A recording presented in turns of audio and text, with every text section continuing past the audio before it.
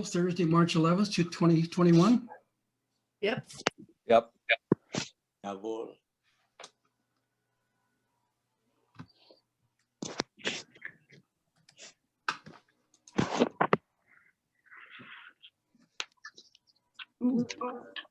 Okay. Alpine Meadow along Camino de Laguna Brava, La Rioja, province, Argentina, about 10,000 feet in elevation. Hmm.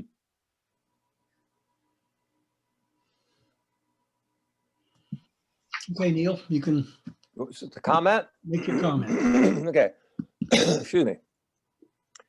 I'll tell you, the thing I like about this, a couple of things. One is, I mean, it's got great color and they don't look heavily manipulated. They look, very natural. And, you've got a vanishing point and, but what really makes it is the patterns and of the clumps of grass as they go into the disappearing point, follow the little curve of the creek. And takes you up into that pass.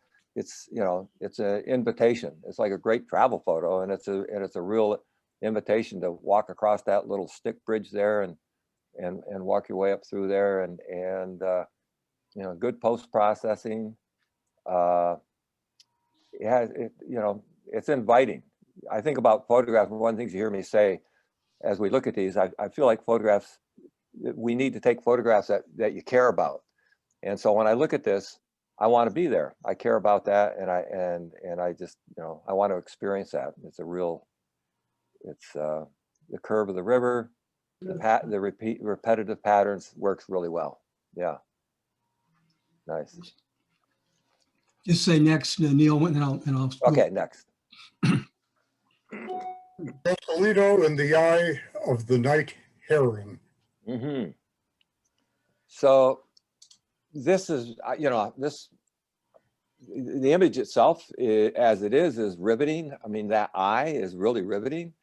And, it's like, when you photograph a person or an animal, when you get that close, it develops a certain amount of character. And this animal looks, with its beak and its eye and everything, looks very single purposed. I would say, however, the one thing I would suggest is the post-processing is a little bit distracting. The bottom of the neck and then the background and on. So post-processing would really improve that photograph, bringing down the highlights, bring down the exposure in general, actually, but particularly the highlights. Yeah, good. Okay, next. Voyage through American Canyon. Aha.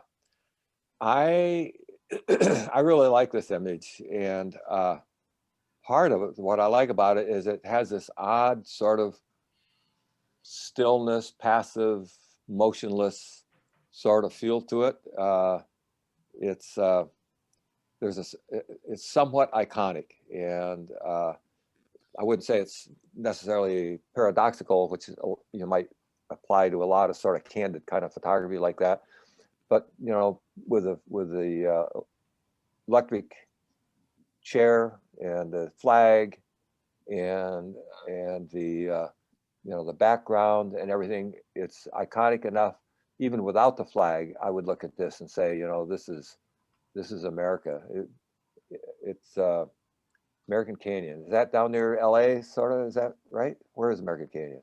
Up here, close Oh, by. it's up here? I've never been there. But it's Near sure. Vallejo. It's near. Oh, okay. That makes sense. So it has that sort of high desert, Southern California feel to it. But it's definitely, it just screams America to me. And I just love the iconography of it all. Next. Okay, Pictorial Intermediate, 8 images. Okay. Alone together at the The thing I like, there's a couple of things I like about this, and there's a couple of things I would probably change. I like pretty much like the framing. I like the contrast between the people who are seated in the foreground with the person with a red hat, and the layering as it goes back through with the couple in the middle, and the guy with the terrific body language, where it looks like he's trying to ice skate up the slope there, and the other person standing there with a pair of shoes, kind of wondering what he's going to do next. And then even up in the upper left-hand corner, there's a guy in a blue shirt and an orange dress. It's like there's so much humanity taking place there. My only thing that I would have, also I like the fact that there's a little bit of a space between the guy ice skating up the hill and the guy holding the shoes, is the space in front of the people seated. That doesn't really, I don't think that really adds anything to the photograph. It's what goes on in the photograph. If it doesn't add anything to the photograph, I wonder whether or not it should be included. Like for this case, I would probably crop it at the bottom and the right a bit, just to get rid of a little bit of that space. I mean, it can either be negative space or dead space. I would call this, that might be more like dead space. It does have a little riffle of water there. That's a bit of a saving grace, but still it's an awful lot of blank spot when you have so much other interesting stuff going on. Next. Repent. So the thing about this, is, one of the aspects of photographic content for me is mood and ambiance, and which is affected by the light, and in this case also the clouds and the light. And so repent's a perfect word for this, I think, because it looks a little bit ominous. It's more like repent or else. And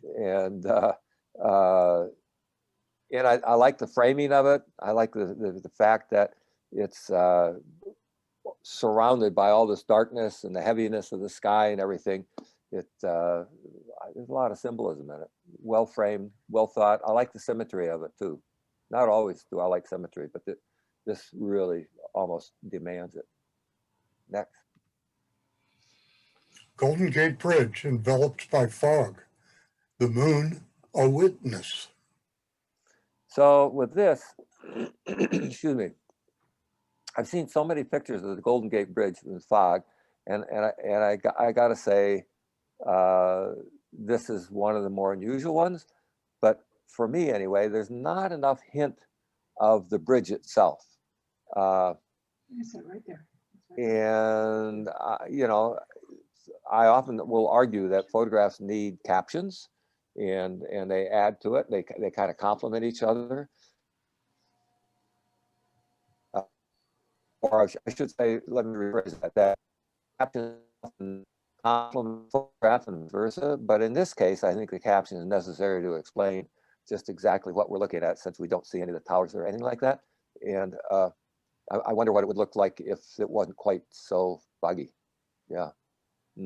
Next. Goldie.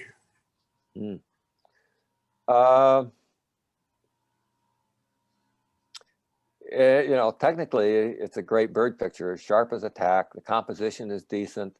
It's got sort of a classic geometric thirds in terms of division and everything like that. What would really be a winner if that bird had a berry in his mouth or something like that. And that's the kind of thing nowadays that you have to have in order to be really to stand out from other photographs of birds. But technically it's great, the color is great, the bouquet behind the bird is really perfectly adequate. He's silhouetted somewhat, and I like the patterns of the out of focus also. That's good, but it'd be better if it was a little more active in some way. Okay. Things are looking up. This is a great use of light, and I'm going to guess post-processing, but it's it's beyond the photograph. It's a great arrangement of flowers if you were a flower arranger, but the way it's photographed with the light and everything is really highlights the colors, good choices, and either good light, good processing, or both. you know, it's outstanding. Good. Next. Shadowed tires. I like this because it's found art, and I'm a huge fan of found art. And you know, it's got those, you know, the repeating patterns, and it's got great texture, great light. The framing is perfect on it.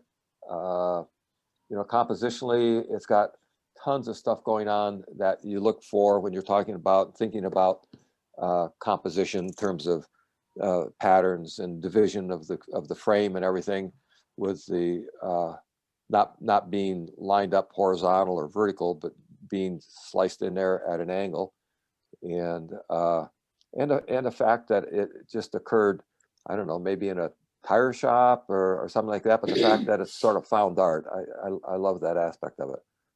That's nice. It's nice to be able to, you know, I always say people sometimes they look around at things and everything, but they don't necessarily see. But whoever took this picture, they were paying attention and noticed it and took the time to stop and give it a lot of depth of field, and you know, they were very aware of that, and it looks great. Next, yeah. Climbing the walls. So this is interesting. I when I looked at this, I sort of struggled with it because it's, you know, it's had the Photoshop painterly aspect to it, which I think sometimes works and sometimes is gimmicky. And I think some people think that you can take a bad photograph and then fool around with it in Photoshop and make it a good photograph. And I would say that this was a good photograph that somebody fooled around with and made another good photograph with it. And the body language from the figure, with one arm out in front and behind, and the light and everything, there's a real sense of motion and activity going on there, and framing is really excellent, great textures and so on. I like that. I really like that photograph. I get, you know, that would be, you know, I could see this like illustrating an article on teens or any number of things that would be a great illustration somewhere. It has a certain commercial look to it, but it works. It's good. Next. Quiet Morning Below Thunder Mountain, High Sierra, California. You know, I look at this, and first I think it's maybe a little overpriced.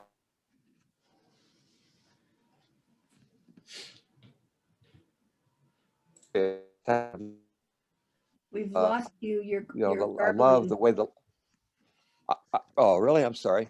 Yeah, we Yeah. Is that lost you better? for- Can you hear me? Yes, we can hear you All now, right. fine. Now, Okay. All right. If that happens again, I might change the room. So anyway, the light hitting the top of the mountains and the reflections, all that really works well together. And compositionally, you know, with the reflection, you've created, again, very classic division of the frame. And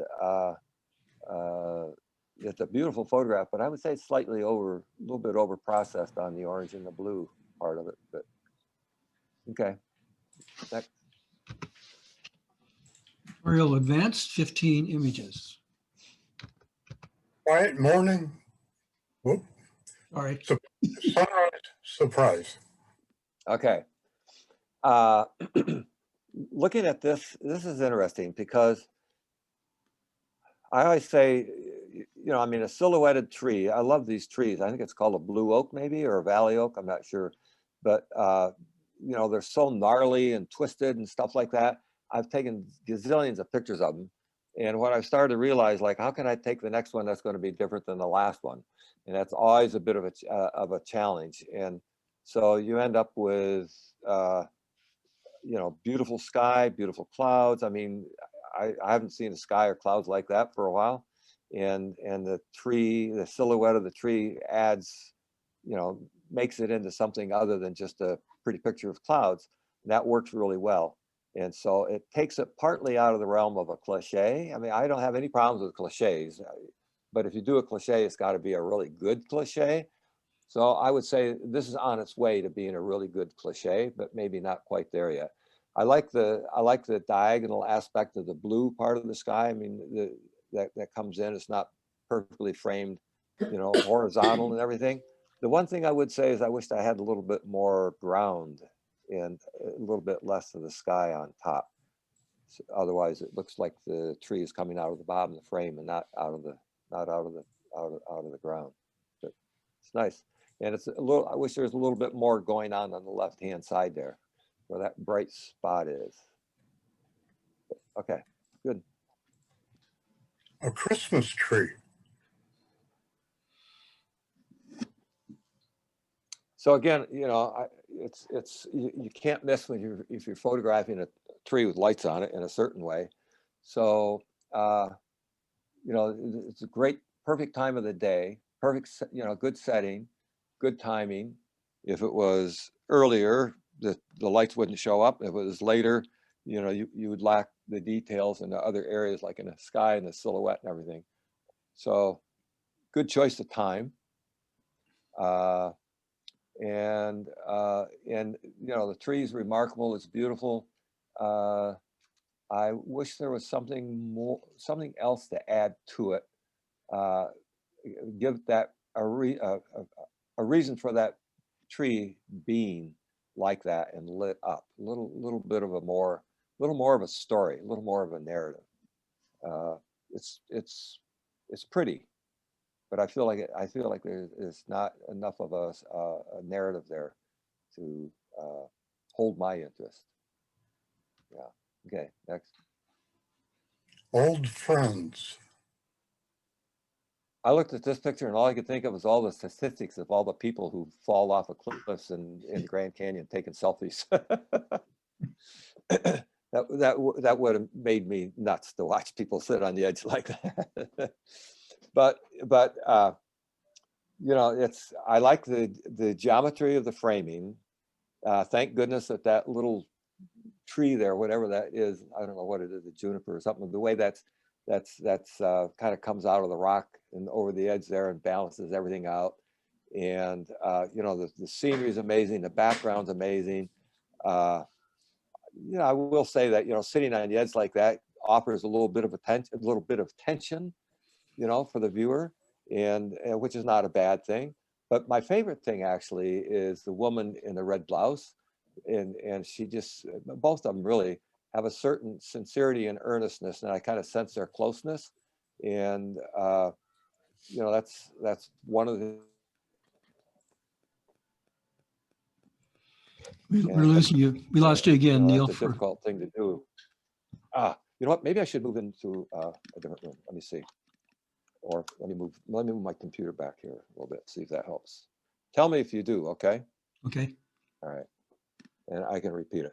But anyway, this has a certain sense of emotion to it. And that's not that's a hard thing to do.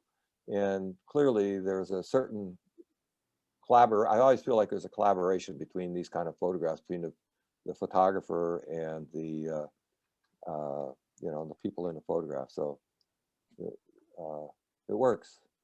I want to know these people. This is interesting. I saw this and I couldn't quite figure out why it was such a why somebody would do a tall, narrow photograph like that, unless it was going to be used somehow on a web or a magazine article or something. No. Can we talk? No, I'm on a Zoom meeting and There you go. Okay, carry on. Okay.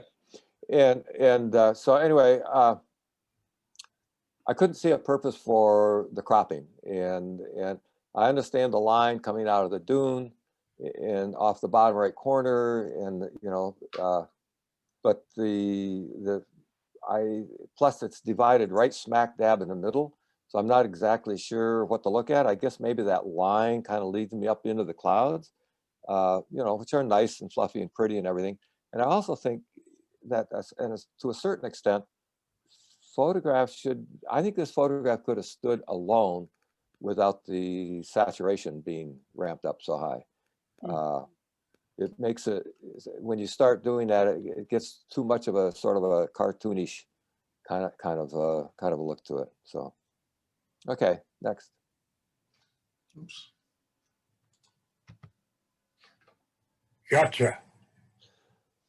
So this is a good example when we're talking about the other bird shot. So, you know, here you've got a bird that's actually engaged in something.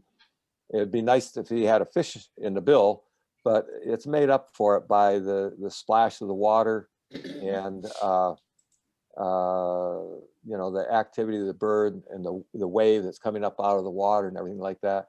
The background is looks great. He stands out from it. The reflections are great, and I like this reasonably symmetry right smack in the middle of the frame. But geometrically, the frame is balanced, and you know, good post processing. But in particular, what I like is when I look at it. I mean, when you look at this, think about, okay, where does your eye go? Clearly, it goes to the head, the bright spot of yellow around the eye, and the water coming up out of the splash coming up out of the water and everything. Has a great central focus that pulls you in. It's good. Next. I found a toehold. So that's interesting. I'm always fascinated by the way things grow out of rocks like that and everything. Again, when I look at this, I think about, okay, what am I supposed to look at here? Clearly, it comes down to the branches, and the branches are nice, they're silhouetted and everything, but they don't really hold my attention. They need to be more dramatic, or I would say the issue would be more like you need to be closer or crop tighter. And I also want to see the toehold. As it is, they just sort of appear out from the other side of that rock. I think maybe if the person took 5 steps forward and looked down over the edge, it would have given more drama to the image, and also a tighter crop. But I like the silhouette. I like the way they're silhouetted against the texture of the red rock behind them. That works really well. Okay. Metal siding, Bodie. So again, you know, I'm all for, I like the idea of textures and patterns and things like that. And this has a lot of that going for it. And you know, the patterns of the corrugation on the left and the little slices of tin on the right. Well, what a tedious job to shingle a building with little. Cutting out again. Am I back? You're back now. Am I back now? Yes. Okay, sorry. And okay, and but my one, and I like the light, the texture, everything. My one complaint about it is the division right straight down through the middle between the tin strips and the corrugation. I think it'd be better served if one or the other was more emphasized, and you know, either in a balanced way or a dramatic way or something. Yeah. Okay. Next. Dragon's Lair. So this is interesting. It looks like it must be a sulfur spring or something with the yellow, and the idea of slow shutter speeds in water, which is, I feel like it's, personally, I feel like sometimes it's overdone. But I'm not sure if the framing could have been served better if the photographer stood a little bit to the left, so that at the very bottom there, that dark thing sticking out at the bottom would not block the final fall of the waterfall, and the color is completely disoriented to me. If, on the other hand, if that was a sulfur spring and that's the way it looked, then okay, that's the way it looked. Maybe it should have been stated in the caption, like Dragon's Lair at the sulfur spring or something. But otherwise, I'm left too puzzled by the colors and trying to figure out just exactly what it is I'm looking at. Rocks, stumps, old rotted wood. I don't know. So, again, After a lazy day on the river. well, I looked at this and interesting. I'm a lifelong canoeist. I have canoed all over the United States at one point or another, in Canada, and I looked at this and I thought, that is just so beautiful and serene, and it's so heavily processed and changed and everything, but it's such a strong illustration. And I looked at that and I thought, that should be an illustration in a book. Of some sort. It is just a gorgeous, gorgeous illustration. And it's so inviting to the imagination. The way the path sort of curves around, you know, the bright spots with the light and settling in on the canoe, the bright red surrounded by the green water. A lot of photographers or canoeists always make sure they paddle a red canoe. And that works. It works really, really, really well. Yeah, that's such a commercial success. That really could be like the opening photo or opening illustration in a children's book or something. Yeah, it's great. Next.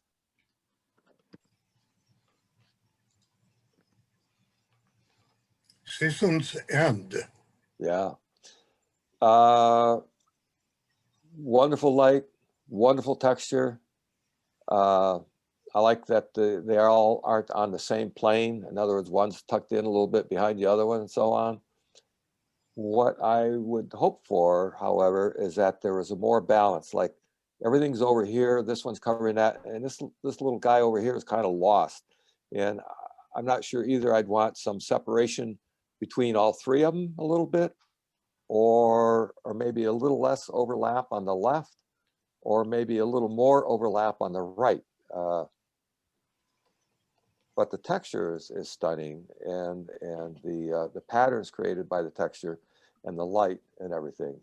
I mean, it's interesting because the person recognized the importance and the value of the light and the patterns and pursued it. I just think maybe they should have also pursued a little bit more of the arrangement of how they relate to each other, which can be done by moving left or right or up or down or something like that. Yeah. Okay.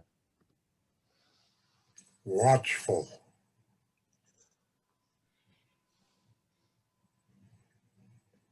I really like this photograph, but I never did figure out what it was. I didn't know if it was a sail or an old tarp at a flea market or whatever. I see the concept of the whole and everything. Cutting out again. I just love the colors, the choice of colors. Oh boy. Bill, should I move or should we just, what do you think? Bill, should I move into another room or can we continue with this? What do you think?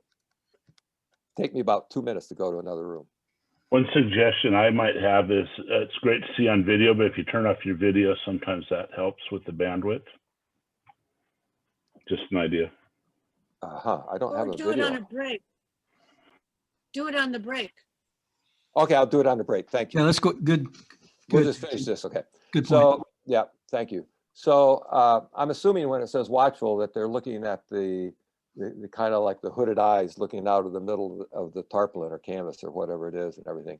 So in that respect, I think it works really well. But the composition is nice, light, color, everything about it, clever idea. This and great textures. This is kind of like a universal look of something that would go well on a wall. I think it's gorgeous. Next. Lavender, featuring Bumblebee. Bill, your cursor's on screen. Thanks. So to do something, again, to photograph a lavender or a bee or the combination, the one thing this has got, a couple of things it's got going for it, is the background with all the other flowers, that works really well. And it creates a nice setting and sort of patterns and everything. Having said that though, I think bees are hard to photograph, as probably many of you know, but they don't sit still. But I wish there was a little more of an activity there, maybe a little more front on with him, that he was facing you or whatever. Takes a lot of patience and a lot of waiting for the right thing to happen. Also, it'd be great if he was just taking off or just landing. That would really change the whole feel of that photograph. But good choice of backgrounds, a good choice of aperture and everything to create that, you know, the bouquet in the background. It's good. Okay. The patterns and colors of the Palouse in August, as seen from Steptoe Butte, Whitman County, Washington.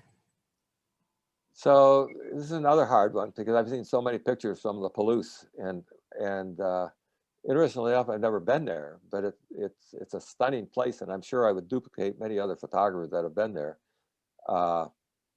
And I think it's also, an example where the beauty of it speaks for itself without having to hype the colors so much.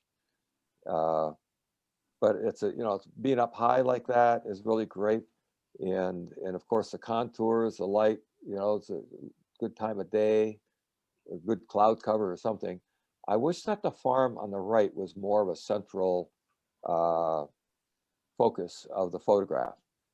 As it is the central focus of the photograph. Unfortunately, we've lost half of it against the frame. It's pushed up against the frame, and it's just sort of ends there, as opposed to,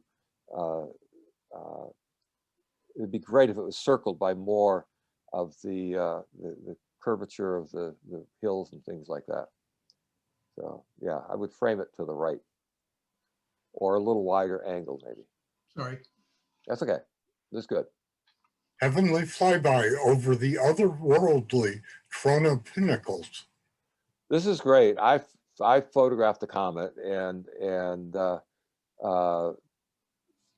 I got the same photograph everybody else did.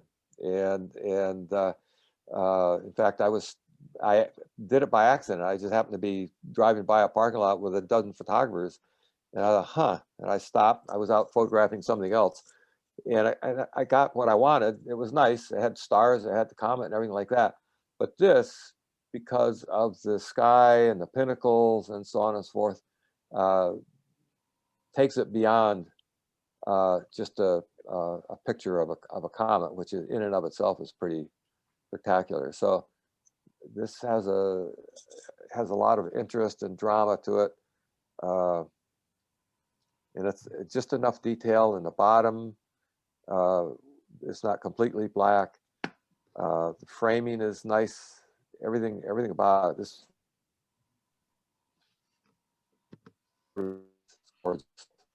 Autumn morning.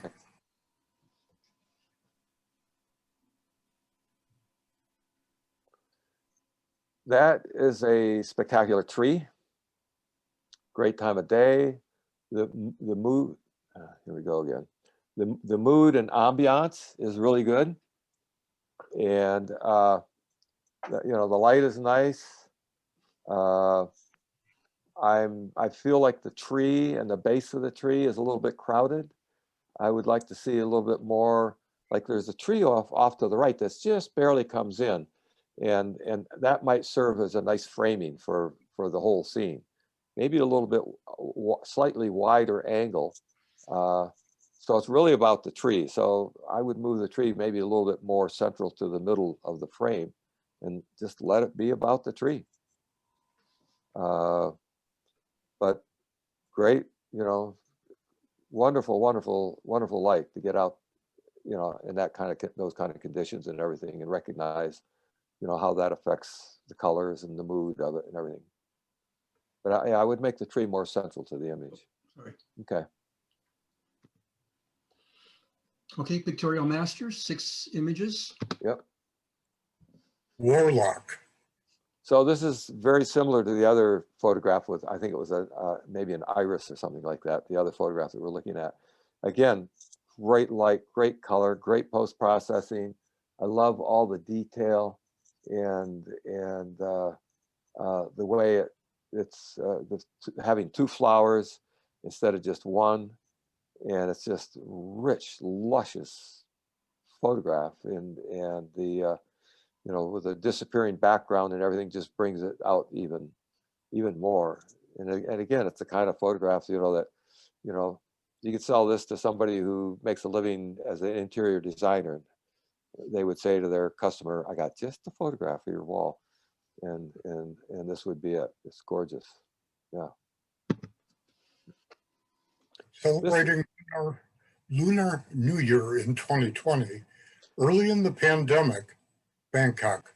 This is one of my favorite photographs that I looked at of everything, and it's got a lot going for it. It reminds me a little bit of Alex Webb's work, with the harsh dark shadows and the eye speaking out, you know, from next to his arm, and the beard on the dragon, and the same thing with the kid on the right, with just being able to see one of his eye, and then the people in the background, on the kid on the back with the mask and everything. You know, this is not. I'd be curious to talk to the photographer to see how much of this was worked in post processing and how much was actually there. But it's got such a strong point of focus when I look at it. It's just so rich in colors and movement and texture, and the composition of it is really, really, really good. And I keep going to the kid with his eye peeking out from underneath the beard. Everything leads to that. The people on the left and the kid on the right is looking in that direction. Everything focuses on that, on the main person there behind the beard. Wonderful photograph. Okay. Churchgoer. Another one of my favorites, Ethiopia.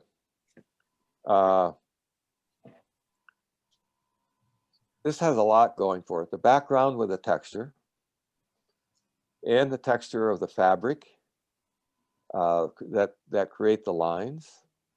The light, which is just absolutely spectacular. And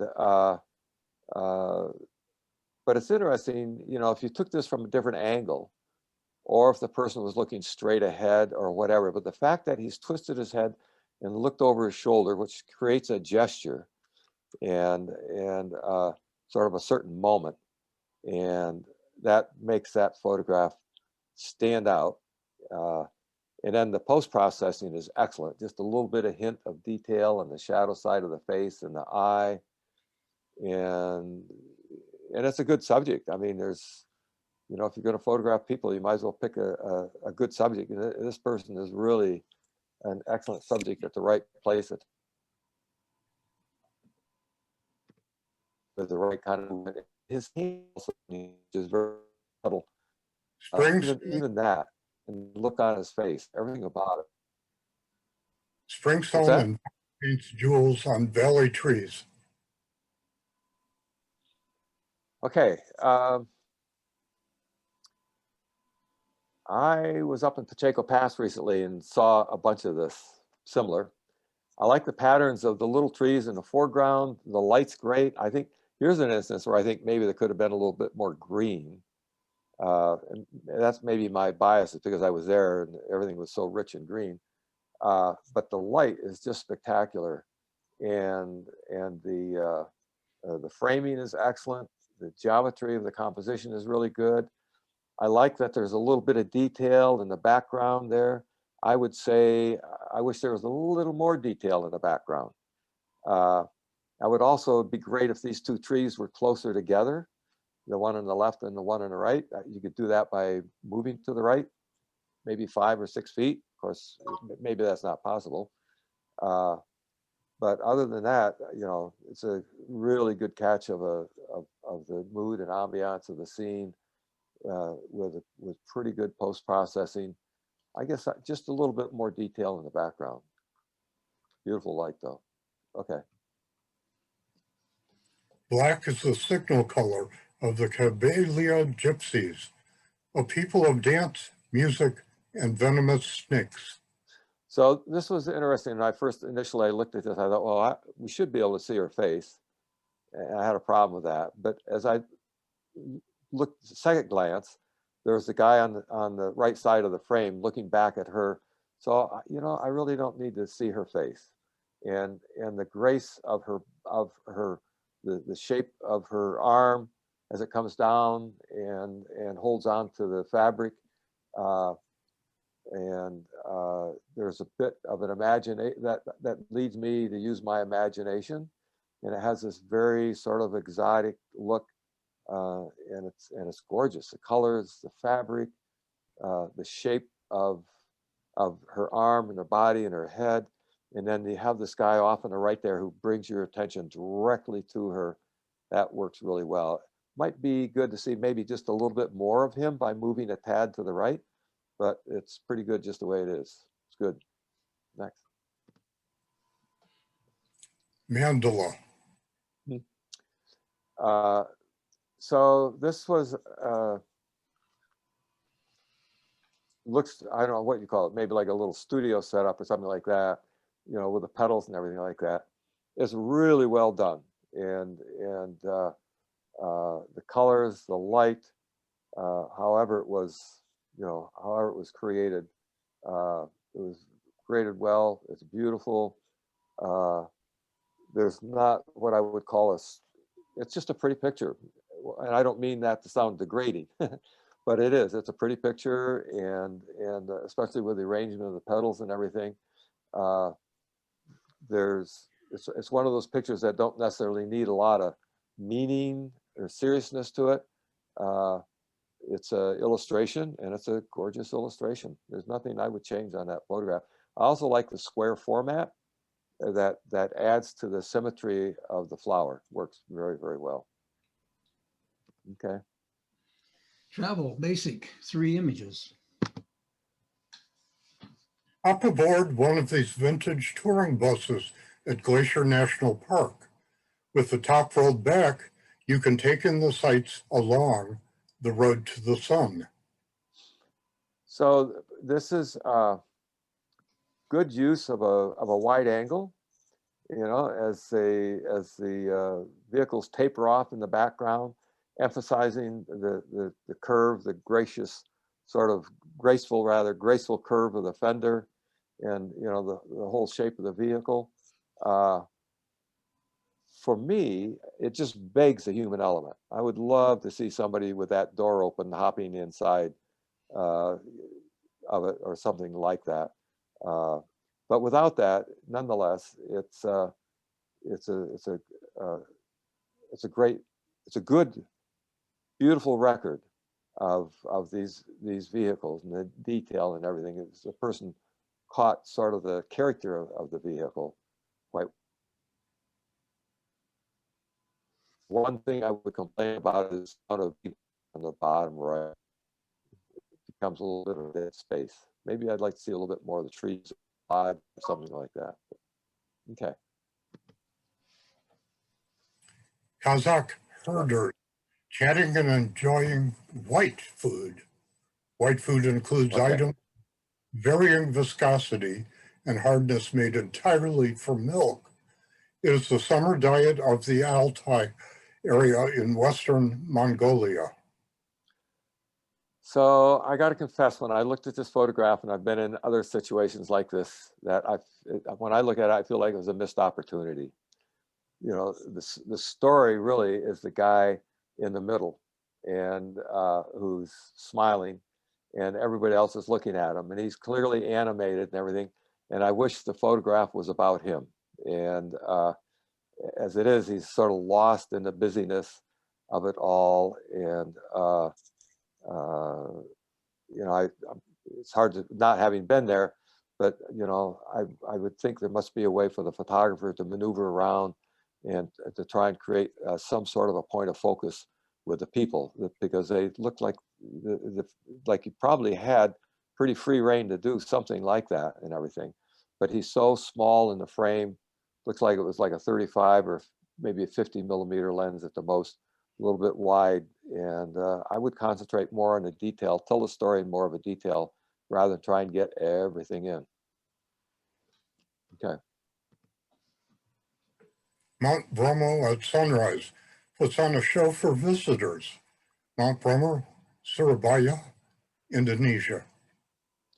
So I looked at this and thought about it because of the fog and everything down in the valleys, and the smoke or steam coming out of the volcano there, and the light is wonderful. The softness of it is wonderful.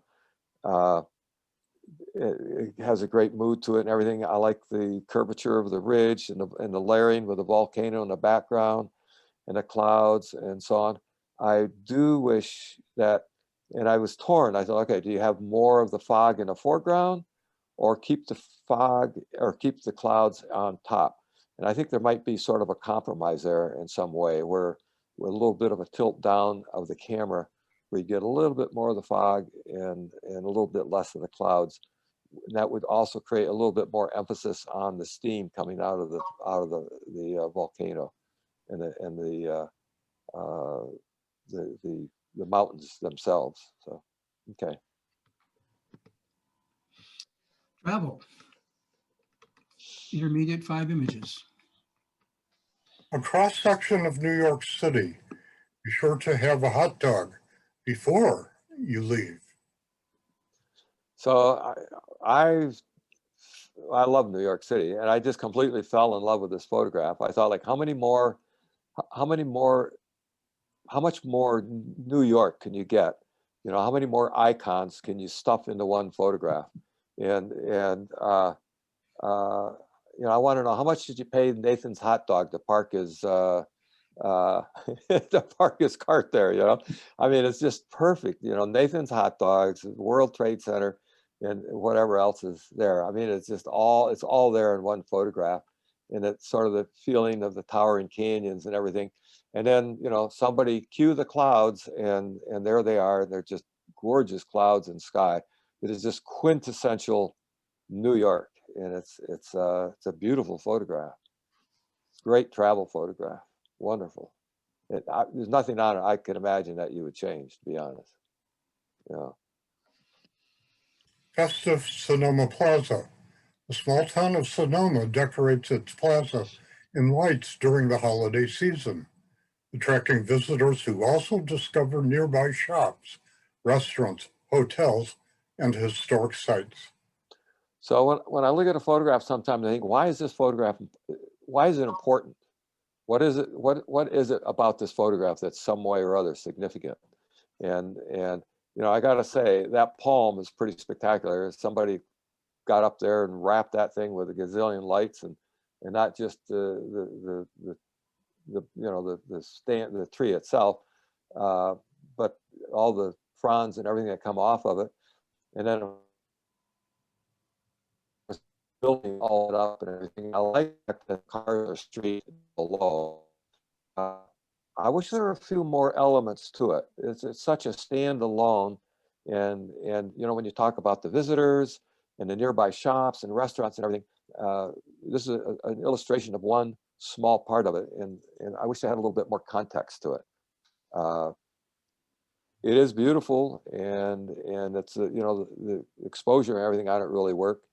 I wish there's also a little bit more down below there with the streaking cars. I like that you got streaking cars in it and everything, but I wish there's a little bit more down there. Okay. In Northern California, the Mcleod's River Middle Falls is a serene place in the early evening. Of the river's 3 falls, it is the most visited and popular for cooling off on hot afternoons. I look at this, for me anyway, and it begs a person to give it scale. And you know, the light is nice, the water's nice, and you know, the surrounding textures of the rocks and the mosses and things like that. But you know, when I look at photographs, whether it's a fall or whatever it else is, one of the things I ask, sometimes I'll review portfolios, something like that, and I say to people, I want people to show me photographs that nobody else would have taken. So this is a gorgeous photograph, but I think it's the same photograph that an awful lot of people might have taken. So what can you do that's a little bit different and makes that stand out? Not the slow shutter speed, because most people would have probably, or a lot of people would have done that and everything. I don't know if it was maybe pulling back. These rocks and stuff in the foregrounds almost seem like it may be an accident, because they're sort of there, but they aren't there. Maybe it would be focusing on a detail like that pile of rocks on the right, or something. It needs something to make it different than what the average person is going to do when they're looking at that. It's beautiful. I mean, you can't help but be held in awe when you look at a site like that. But then it's up to you to figure out, okay, how do I communicate the awe that I felt when I stood there? You know, which means that you have to really make it somehow or other. You have to put something on there that is you, that makes it really jump out. Okay. There's more water in the clouds than in the creek. Mm-hmm. Creek, Death Yeah. Valley. I love Death Valley. This is a good photograph. I like the you know, the time of day. It could be morning. It's early or late. It's one or the other. It looked more like early to me.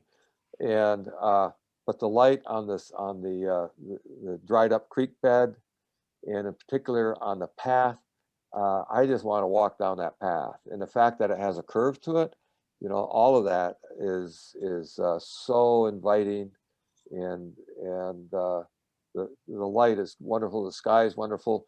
The one thing I wish is that I could lose a chunk of the right side of the frame and add a little bit of breathing space to the left side of the frame. Unfortunately, what happens is when that wooden pathway comes down into the corner, a general rule of mine, or I should say a guidance of mine, it's not a rule, but I often think that lines that end up into a corner can lead you out of the frame.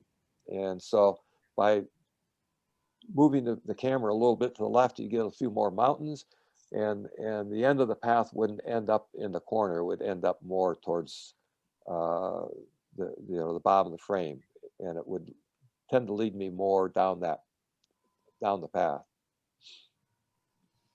Yeah. Okay. Next. Having fun in an ice sculpture at the World Ice Art Championships, Fairbanks, Alaska. Okay. I've been there, and they do amazing things with these sculptures and whatnot. A lot of them, they're building with chainsaws. I mean, it's crazy to watch. But anyway, you know, this is a really nice moment. And, you know, with having a child in there, think of how different it would be if there's nobody in that. It would be just a record of a piece of ice sculpture. But the fact that she's in there, she's framed by the window, she's gesturing, my guessing is that she's feeling the ice or something like that. She has a very happy, all looks good. It really looks. What I would like would be to move the camera a little bit to the left and give a little breathing space on the left side of the window that we're looking at her through. And we don't really need that space so much in front. Make her a little bit more central. And it's a square frame. And square frames are often like, okay, let's, since it's a square frame, maybe it should be a little bit more symmetrical. That often is the case. And I think that might be a little more of the case here. So, okay, next. Travel advance, 6 images. Enjoying the romantic sights of Venice. Talk about great light. This is just amazing. That is absolutely magic. And again, having a couple in there makes all the difference in the world. And having the man in the back with the oar, stroking with the oar like that, and you know, moving it, and the perspective of being up high and looking down, probably from a bridge, you know, is really great. I mean, there's a gazillion ways that you could photograph these things. The real salvation of it is the light and the focus on the people in the you know, in the middle of the boat. So it's it works. I think it works really well. Well post-processed, everything about it. Again, you know, if we're talking about travel photography, it's like, okay, when I'm in Venice, I want to do that. So it's good. A child plays in the doorway of her family's shop in Chefchaouen, Morocco. So this has so much going for it in terms of color and so on. And I like the arch that leads into the other side of the another section there. Inside, I guess it goes inside and so on. And everything about it, the colors, the light's good, and so on. My one thing is I would say is that I don't need that entire arch. I could just need half of it, and I know that it's an arch. That would allow you to focus in a little bit more on the kid, because as it turns, you lose her a little bit. She's a little bit lost in all that. I mean, I like the fact that she's surrounded by this large space and how that works and everything, but it's maybe a little bit too much. It wouldn't be so much if it wasn't such all the different fabrics and baskets and things like that. But since there is all that, I think maybe you need to focus in on her. Lose half the arch. You could even lose a good chunk of those clothes that are hanging from hooks or whatever from the top there, because the story is not about the artifacts and things like that. It's really about the child seated in the doorway. Yeah. And without her, you wouldn't have anything. It's a good thing she's there. Okay.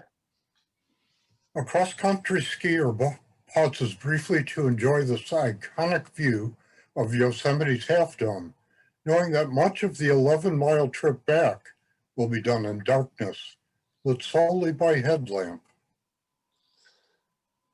I'm not sure what the significance of the caption is. it's a half dome is dramatic at the end, and if that skier wasn't there, then it would just be a picture of half dome in not the best light, but the skier really gives a perspective and a point of interest. And it also she kind of leads me, or they kind of lead me down the path, down past the dome and everything like that.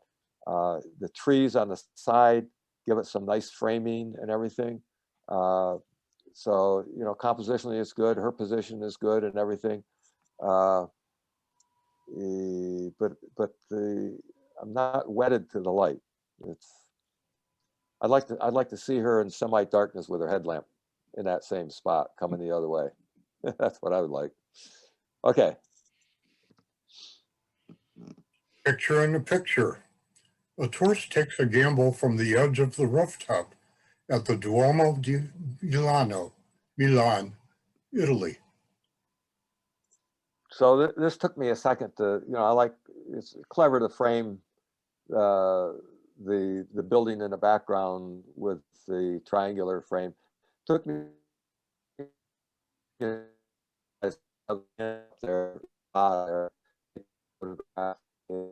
that makes it, it gives a certain cleverness, iconic, or cleverness and ironic sort of feel to it. But the hand is a little bit lost. I think maybe post-processing, you could do a little bit with saturation or something in the hand to make it just a little bit more obvious, or maybe have a little bit more of the hand or something like that. But yeah, okay. Many Glacier Hotel, built in Montana in 1914 on the shore of Swift Current Lake in Glacier National Park. It serves as a gateway to 3 majestic glacier-carved valleys that will remind you of Switzerland. So it's interesting that highlighted is the hotel. But when I look at the frame, I don't look at the hotel. I want to see what's up that valley. I'm more interested in the smoke-filled or the clouds, fog-filled valley and everything. And the light's great. The light coming down through the clouds and into the valley, and the curvature of the slope on the valley, and so on. The reflections in the water, they're okay. It's not great, but they're reasonably interesting. For me, I would have lost half the water and half of the left-hand side. I'm not really interested in that. What really, if you look at it, you think about it, the real focus is the entrance to the valley with that fog down there. So I would right over the top of the hotel there. And I would tighten up on that. So, I mean, when you talk about the glacier valleys in Switzerland and so on, I want to see that. And it's there, but it's lost in the too wide cropping. I think sometimes we think that to do a landscape or something like that, we need a wide angle lens, but really sometimes you get more of a sense of the place by focusing in on a tighter look, more of a detail. Okay. Taking in the expanse of Bodega Head State Marine Reserve.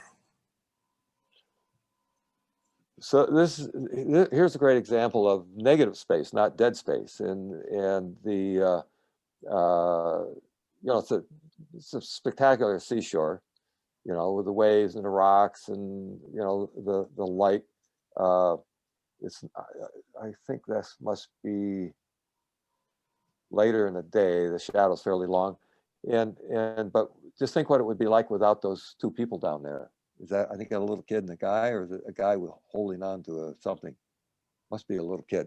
But having somebody down there to fill that little blotch of sand, all of a sudden I can enjoy the waves and the seashore, the sea line and the rocks and things like that. But you know, when I go down to those people down there, then I get a sense of, it's more of a sense of, it transports me, and I get more of a sense like what it must be like to stand down there and to look out at that. And so that brings a little twinge of emotion to it. And it creates a certain significance. Without them, there would be no significance to the frame. Other than it's a nice postcard with waves and rocks. But having them there creates a certain significance that really works. It's good. Okay. Carol Masters, 8 images. A traditional Balinese Indonesian wedding held in a small remote village. This photographer volunteered to be the wedding photographer. This is a funny picture, and I'll tell you why. It's because I've had people who are going to do a story. They're doing a documentary or something on their family, and they want to photograph them at Thanksgiving. And so they photograph the family all seated around the Thanksgiving table, and there's always an empty plate. And of course, that's a photographer, which is a real giveaway. And in general, it's sort of a mistake. And I look at this and I see the photographer. My guess is I would put money that is the photographer's wife there in the green teal blouse. and you know, but you know, you've got these great, you know, faces and characters and things like that. My question would be this: is that if you were from this Balinese village in Indonesia and somebody took that picture, you look at it. We look at it as Western. We say like, "Wow, look at that! It's a Balinesian." Has a certain exotic to it, but a photograph, Broken up. a pictorial, a record of what's going on. You didn't hear any of that. Well, I'll repeat it. Can you hear me now? Yes. Still can't hear me? Okay. Yeah. So what I'm saying is that, that to us, you know, the way they're dressed and it's a wedding and so on and so forth, it has a certain exotic look to it. But to them, it's just a snapshot. And so, you know, I would like to see a little bit more arrangement of people rather than just standing in a line like that, you know, in a large group like that, up and down and so on. It's nice that the bride and groom are out in front. But okay, next.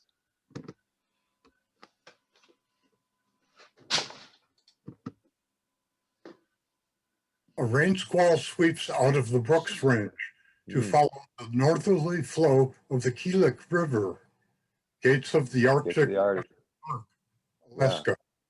Yeah. Yep. So can't beat a rainbow, and you know, that's a beautiful sweeping photograph. And there are two options there. One was to stand on the other side of the tents and just make a valley with the rainbow, which actually, given the light and the rainbow, actually would have been legitimate.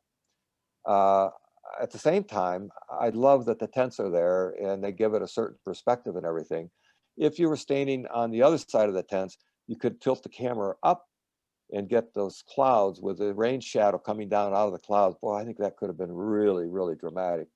Or you could have been on the other side of the tents and got this colorful, looks like fall actually, and to tilt the camera down and get not the top of the rainbow, but more of it down towards the mountains and have like a great depth of field where you'd show the colors of the tundra and everything as it tapers off up into that valley. But at the same time, as it was shot, the tents do definitely give it a sense of perspective. Gives it a significant element where my eye is attracted to. Although I got to say, the tent and the rain bar in competition, I think I'd want one or the other. Okay. Sometimes on safari, the view inside is as interesting as the outside. Savo, Kenya. Okay. I'm not seeing, oh, there it is. This is one of my favorite pictures also of all the ones I looked at. It made me do a double take. And looking at the hat is like the head, but no, it's not the head. There's a head underneath there. And it's the way the hat is tilted back. The hat, like this person, the back of that head is looking at me or something. I mean, it really played with my head a little bit. And it's kind of tricky. And the lighting on it is great. The color, and it also, at the same time, it has a sense of place. There's like in this old Land Rover or whatever it is, and with the trees, I guess you could call that savanna, and whatnot. It's and then the hat itself is a character. It's kind of dirty. It's frayed a little bit. It's an odd hat to begin with, and it's on this guy's head in an odd way, and it's a really good photograph. I like. There isn't anything I would change about it. It's good, just the way it is. Excellent. I even like the fact that the wipers aren't lined up the way they should be. Yeah, like an old vehicle. Okay, next. A trip to Seattle shouldn't be complete until you visit the Chiuli Garden and Glass Museum. Beautiful place. Good, hard to miss a photograph. Good use of light. The place is just meant to be photographed. My one issue about this photograph, I mentioned before how when you have a line that goes out of a corner, unfortunately, it does sort of leave my eye out there. What I really want to focus on are, it's fortunate that these two people are there.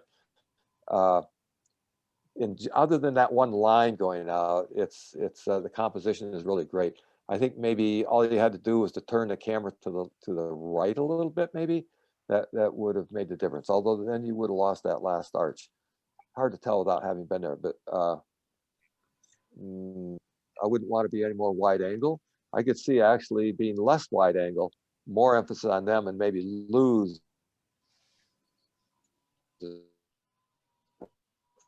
Yeah. Okay.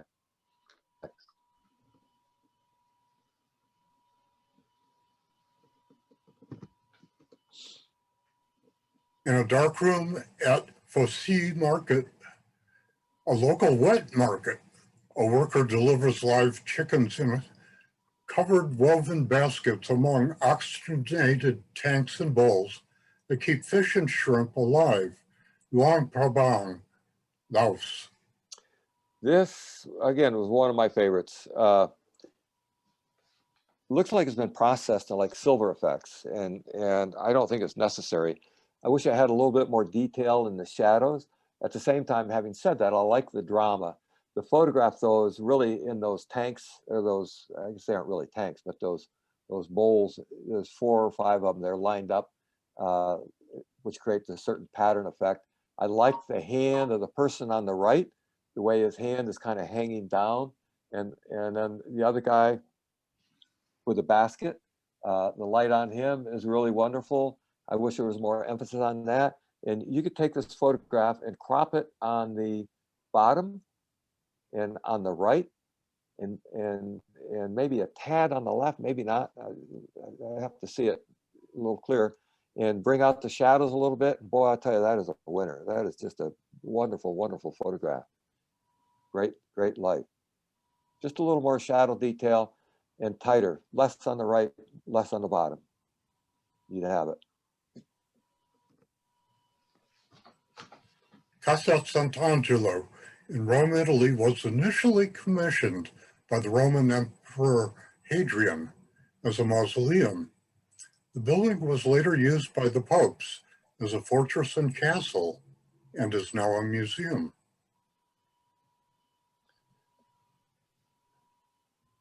This is, I got to say, I think photographers often, especially travel photographers, have the sense that I have to show it all.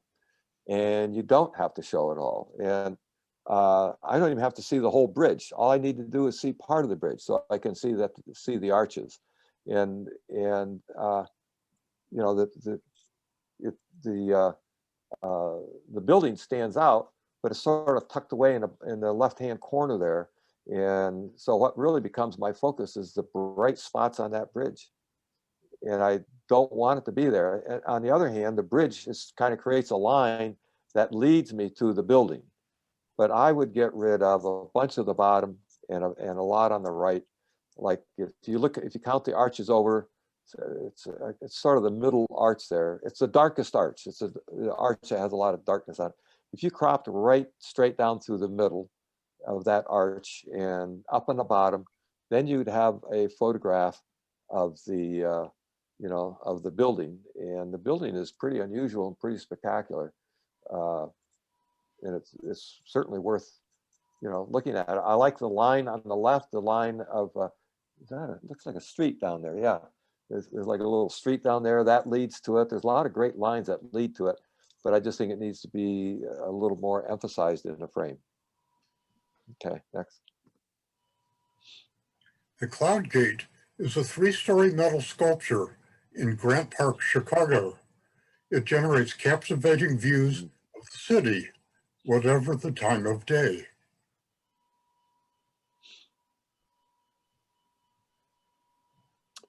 So I had to look at this a couple of times to realize just exactly what it was. And so the question is this a photograph of the city or is it a photograph of the metal sculpture? And I guess it's both, but I wish that it was a little clearer. And so the light is just wonderful. The time of day is wonderful. That's that golden hour. We've got some ambient light, and then you've got the street lights and the lights in the buildings and things. But I think for me, I would like to see a little bit more context, which means backing off a little bit or using more of a wide angle so that I get a little more of the tree on the left, I get a little more of the building on the right. So it kind of puts it in context, and then it becomes a metal sculpture that is giving a beautiful reflection of the city as opposed to simply a beautiful reflection of the city. So, okay. Sacred Tachyon trees are very old. They are Horizon on it. They are rarely felled and require a monk's ceremony requesting permission first. Sukhothai Historic Park, Thailand.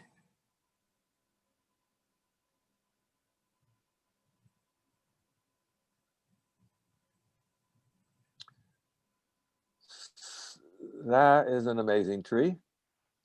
There are a couple of things here that give it a sense of place, but I think they could give it a greater sense of place. And the main one, of course, is I think it's a Buddha in the background, or a Hindu god or something. I'm not sure. I'm ignorant of that. But anyway, I have more of have that somehow or other being a little more evident, which gives it a better sense of where this all is.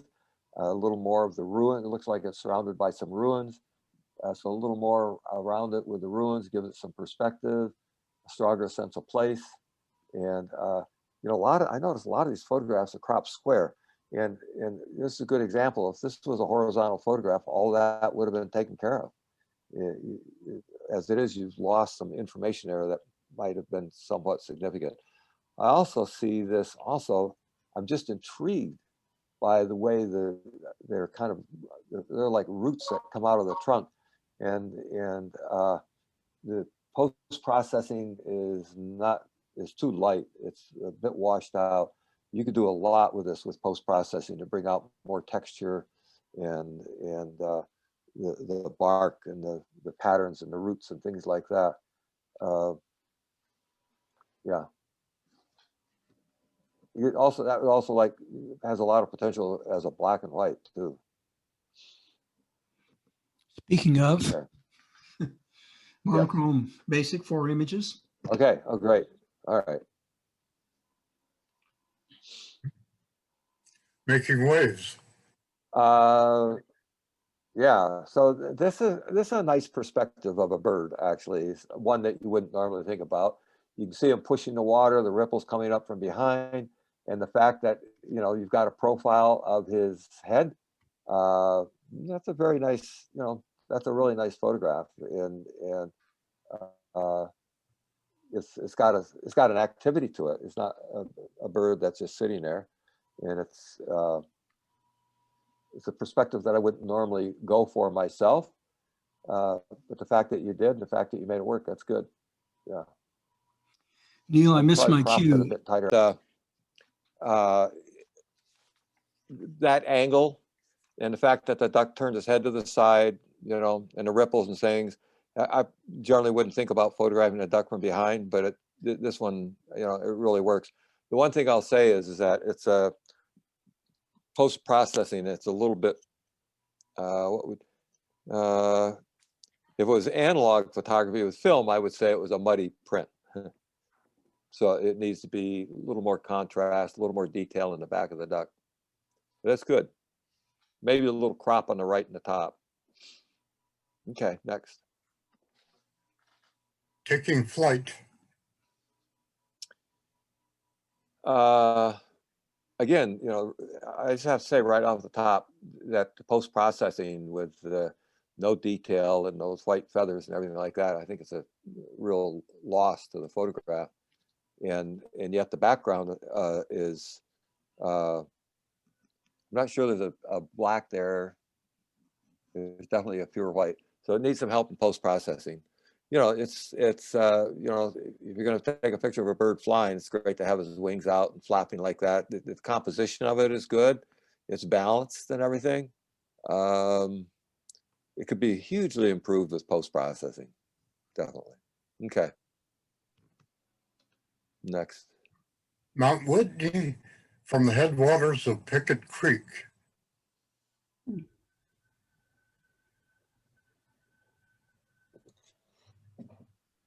Okay. Huh. Another square image. What is it, you guys, with square image? I would love to see more of the landscape with a horizontal. And also, I think if you had more landscape to the left and the right, then the center of focus wouldn't be this rock. It would be the mountains in the background. But as it is, when I look at it, it's like I just keep circling around the rock in the middle, that big rock that kind of stands out there in the middle. But the post-processing is pretty good. It's nice, good job with the late afternoon light. I like the disappearing the horizon line, and the way it funnels in with a kind of a V there. So yeah, I think somehow or other too much emphasis on that big rock in the middle. Definitely. And the other thing is, like, often, think about, like, what do I want to show here, sky or the ground? So you can create a little bit of drama by creating your horizon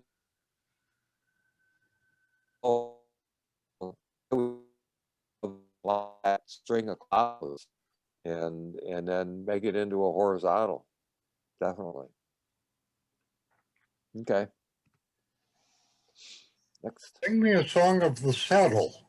Thanks, Gene Autry. Oh, I know what this one is. But it's not showing up on my screen. I don't see the saddle. Hmm. Oh, there it is. Got it.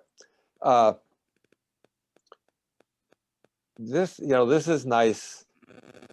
I love okay.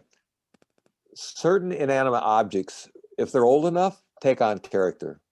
And so here's a saddle that has been around for a while, and the way it's been sewn together with rawhide and the wear and tear on it and the polished seat and everything gives it character. And you know, just like a person's face, you know, you look at a person's face sometime, you think, well, there's a story in that face, all the lines and so on and so forth. That saddle is the same thing. It's like an old person's face, and it's got a story to it, and you know, it's all the textures and everything like that. I love that. The one thing I will say is that the sky, I wish that the sky, the way the sky intersects with the back of the saddle, is I think it would be better off if the saddle was silhouetted by the board behind it, not by the edge of the sky. So I would choose a different angle and maybe a more of a telephoto sort of a lens, less wide angle, and to maybe isolate, make it more about the saddle and less about the sky. It'd be, I don't know if it'd be possible in something like that to take that saddle, like slide it forward on that rail so there's just wood behind it or something like that. And then it would stand out from the grain of the wood. But good, recognizing it's good, you know, look at something like that and recognize that that saddle has a certain significance to it with its wear and tear and age. Okay. Okay, intermediate monochrome, 8 images. The oaks have something to tell you.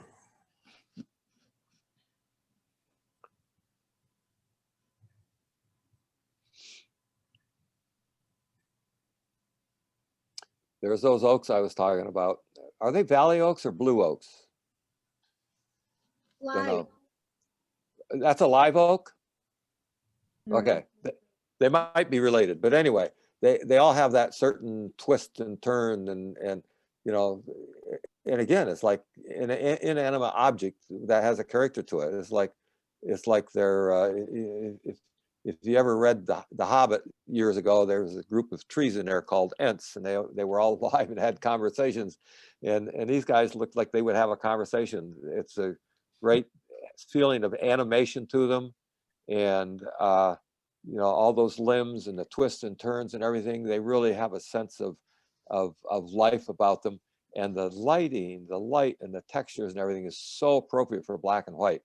And I like the fact that the oak in the background is framed by the limb that comes out of the front oak and kind of curves over to the right and back down again. It's a really nice framing of that second one. And it's a beautifully composed photograph. It's really, really nice. The light's great and great subjects. Yeah. First impressions. Mm.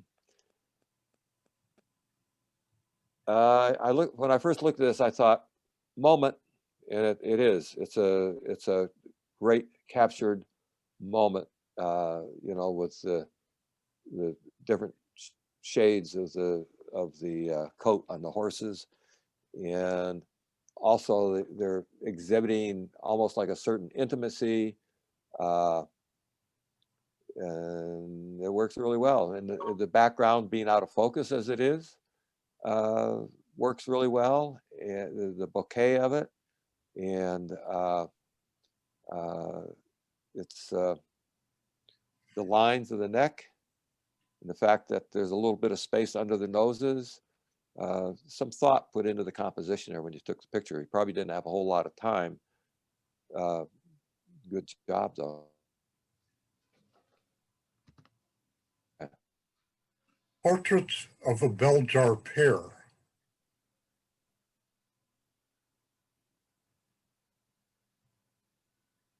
So this is interesting. I really like this, but I wasn't sure what to make of it. I love these jars, actually, and I use them myself for a variety of things. And you know, they've got great texture. The light on it is really good. You know, I'm not, but here's what bothers me about it is, like, when I see something with these jars are sort of iconic, and you can do such amazing things when you're photographing glass and everything. I get the superimposed images that are transparent, but I'm not sure there's any purpose to have the frame around it. I think a photograph should just sort of stand on its own, and the frame ends up being a little bit of a gimmick, like you might use on Instagram or something like some sort of a social media filter. And I don't know as though it's necessary. I think it was a good idea to begin with, just to do the jars and maybe a couple of the transparencies on it. And I'm not even sure about the transparencies. I think that maybe light can carry the day in terms of making those jars look interesting. They already have sort of an old, interesting look to them. So, okay, next.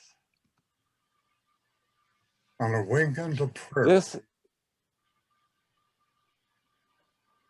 This photograph really struck me. I looked at this long and hard, and first I'll say it's nice post-processing. And you know, I like the vignetting on the sides. I'm not a big fan usually of a whole lot of vignetting, but I think that really works. And you know, there's a photograph that I look at that and I think, geez, I wish I'd taken that. It's such a perfect moment.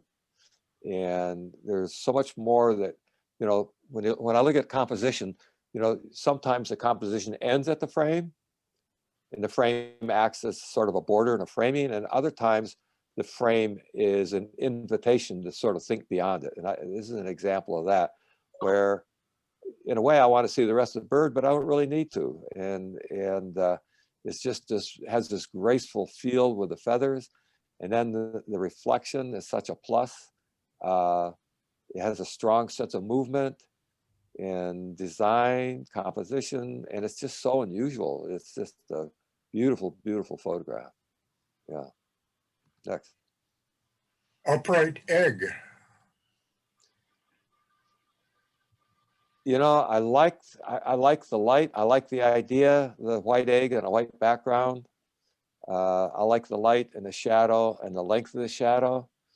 But it's, for me, it's composition is, you know, it's just exactly what you would expect. But I wish there was more to it. This is not a picture that this is a picture that maybe other people would have thought of taking. And it's like I said, it's a nice egg, nice light, nice shadow, but it to me is not particularly unusual or unique. It's just a pleasant picture. Yeah, next. Atop Lassen Peak, watching an approaching storm. Lassen National Park, California. So when I looked at this, when I looked at this, I thought, oh, it must be Edward Weston up there sitting on top of a rock. It has that, it just has that era, you know, the F-64 group era feel to it. And actually, I think maybe I've seen a picture of Weston somewhere or other in some sort of, I don't know where I saw it online or something, of him sitting up on a rock with beautiful light and stuff like that. That's what this reminds me of. But boy, talk about spectacular, dramatic light and good post-processing. You know, it doesn't look that manipulated to me. It just looks dramatic. And the composition is great. The framing is good. You know, the backlight is perfect. You know, I wouldn't crop it any differently. And because of the light, and there's for the point of focus is just within a split second, I was right there. And you know, We lost that last I bit. made it bigger. I wanted to see who it was, and so on and so forth. No, I was okay. I'm sorry. Can you hear me now? Yep, yep, fine now. Yeah, am I on now? Yes. It was after. Okay. Okay. I was just saying that it just took me a split second to get up to what the subject was, and the lines of the rock, the light, everything led me right up to that person. Yeah, good lines composition, everything about it. Nothing I would change. I wouldn't crop it differently or anything. Great. Good post-processing. Fence line, Mm.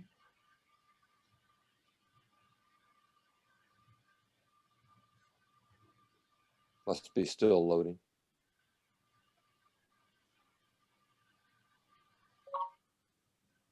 Still don't see it. Hmm. There it is. Classic. Old weathered falling over fence in a curve. It's I can't tell you how many fences I've photographed. I would love to photograph that fence wherever it is. And you could say that it's a cliche, but I will always say this, is that there's nothing wrong with a good cliche. And this is an exceptionally good one. You know, good choice, having the fence in the bottom right-hand corner where the fence comes out of, that extra post standing up there, and the way it curves and kind of falling over. And I got to say, I like the wave out there also. It gives me, you know, it helps establish sort of where this is. And I don't find it distracting. The main part of the fence for me is sort of the tipping part. Good post-processing and good perspective, semi-wide angle. It looks nice. Nothing I would change on that. I wouldn't crop it differently. I don't think I would change anything. I like it just the way it is. Good job. Although I would like to see it horizontal. It's a horizontal world. I'm biased. Santa Rosa Creek Trail, Mm.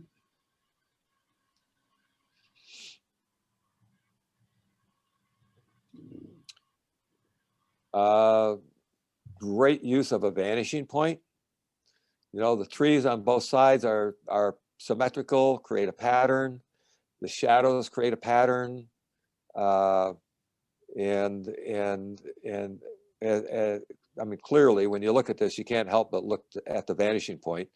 And the fact that there's two people up there in the vanishing point is a real salvation for the photograph. It takes it from a pretty photograph to a photograph with some sort of a human aspect to it, people out and enjoying it and everything.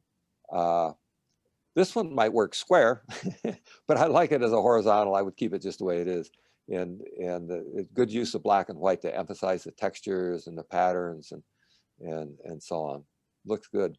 I like that. Okay. Monochrome advanced. confidence. So this was interesting, and I read that confidence, and I wasn't exactly sure why that was confidence. And I couldn't also quite figure out what exactly was going on. And as I figured it out, and the lines on the, I guess it's fabric, I guess, that do in fact lead down to the face and outline the face, and it became more evident to me. But for me, it took a little bit too long. And I always think that photography in general, art, in artistic sort of fine art photography in particular, has to have a crack in it of some sort for the viewer. And sometimes you can just have a narrow crack and, you know, let the viewer work it out, let them work with it. I would say that is the case with this. On the other hand, I wish I had a little bit more of an entry point to it as to what was going on. And I would suggest that maybe the way that would work with this would be if the face was just slightly more distinct, maybe sharper or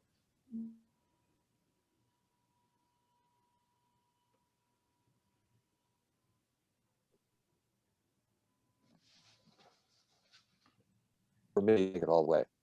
Creative idea. Yeah, okay. Fossil record,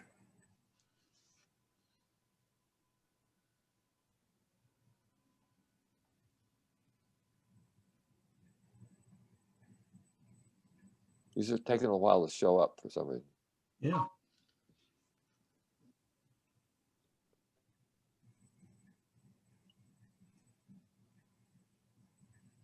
There we go. This is interesting. And I looked at that and I don't know if it was a wet beach or what it was, but you know, it is pure graphic design, enhanced by the light, and very successful. You know, it's a classic sort of fine art. The symmetry of it is remarkable. I don't know how that happened. And I don't really know if it is a fossil. I can't quite figure out what it is. But it's graphic. I love the lines of it. I love the light. The vignetting works very well with it. It has a real feeling of wetness about it. And as I look at it, it's one of those photographs I look at, like I start seeing stuff like faces and things like that. It's a real study. And I definitely see why the photographer took it. And there's nothing that I would change about it. I'd be very happy just the way it is. Curious what it is. The Okay. long, lonely road to Skidoo.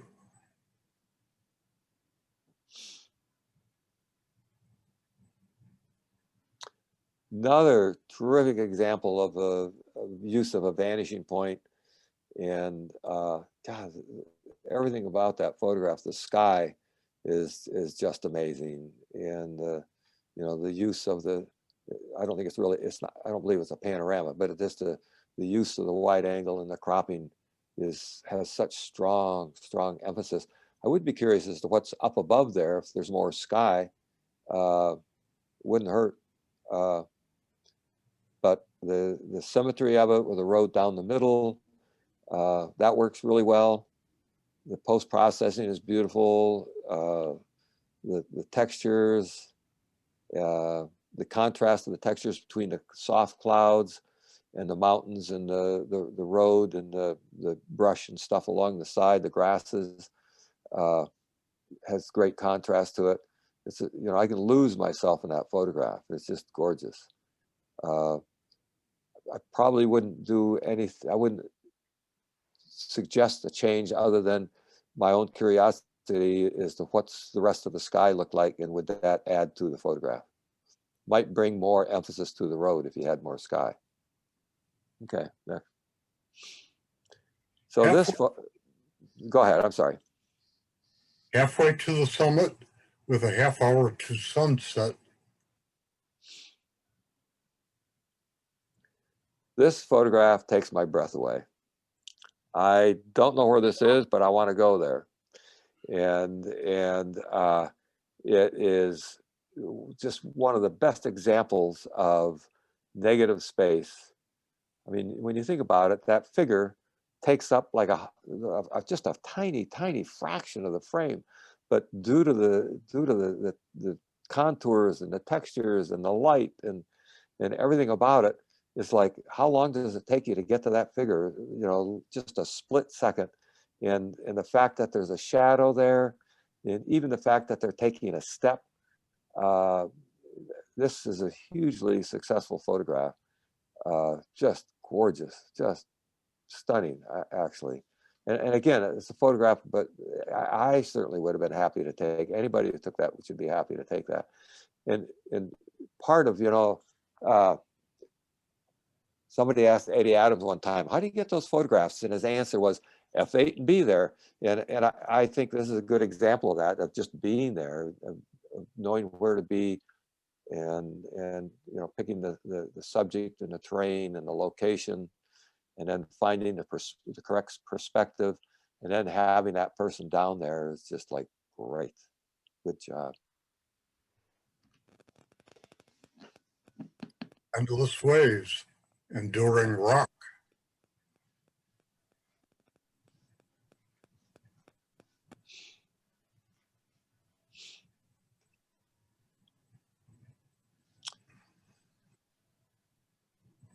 I have been walking up Wilder Ranch lately, and there's these rocks all along the shore that look like that. And as the waves crash into them, they have these waterfalls falling off of them, and they're pretty spectacular. And that is definitely a good example of that. You look at the waves, the texture, the feeling of motion, the water pouring over the rocks and things like that. I'm told with the composition, you have this dark object in the bottom left, and then you have the bright ocean in the top right.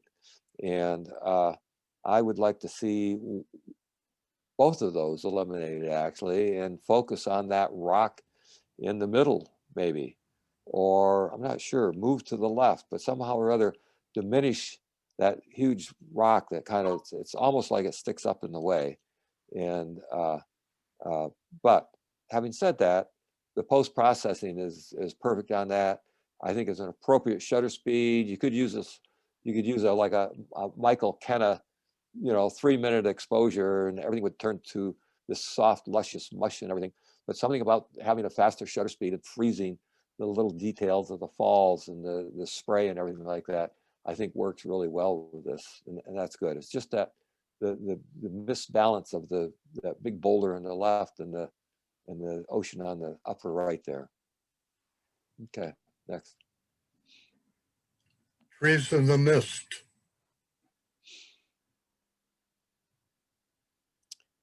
Another, I look for this photograph all the time when I'm out and about driving, and there's a reason to look for it, because it's, it's dramatic, it's beautiful. This is one of the better examples that I've seen, and I like the fact that the ridges stop; they don't continue on in the distance. That what continues in the distance are the clouds. And I certainly would have been happy to take that photograph. I'm not sure, I can't see on my screen. Oh, I see. Okay. I wonder if maybe a tiny bit of detail, in particular in the first ridge on the bottom, if that wouldn't give it a little bit more depth. It has so much depth now with the layering and the repeat patterns of the ridge and everything. And a little tiny detail on the bottom would just add to that depth a little bit. Other than that, it's like whoever took the photograph must have been gone nuts when they saw it. It's like, this is perfect. Good post processing, except like I said, I think I put a little detail in it. Okay. The coyote occupies a comfy vantage point. I thought this, why would a coyote pick a patch of snow to take a nap on? But this is a terrific moment.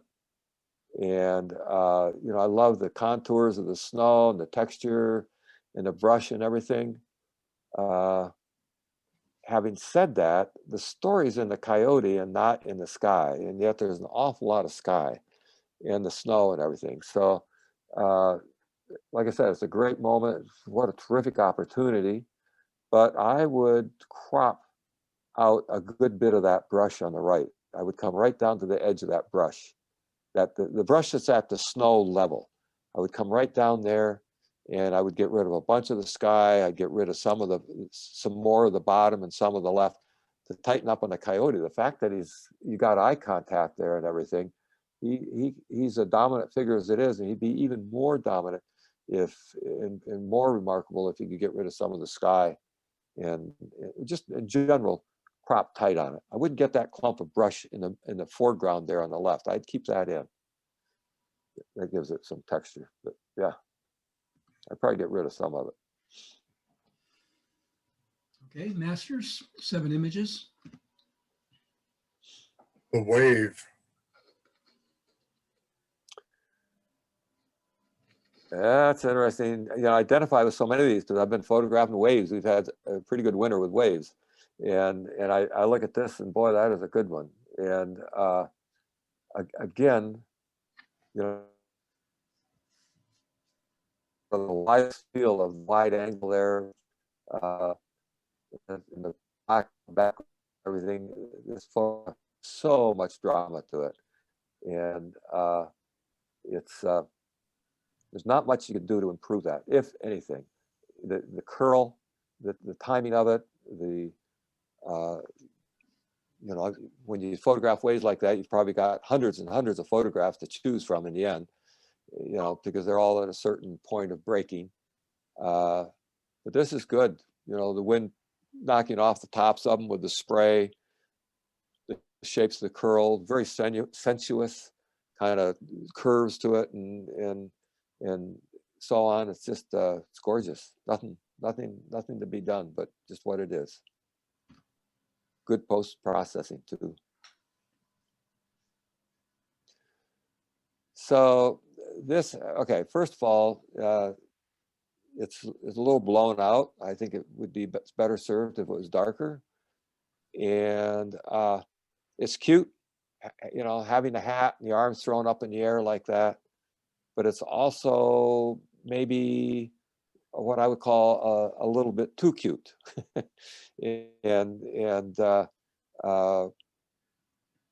I think you could have a photograph of a happy person that doesn't look, it looks too posed, looks too planned out, too posed.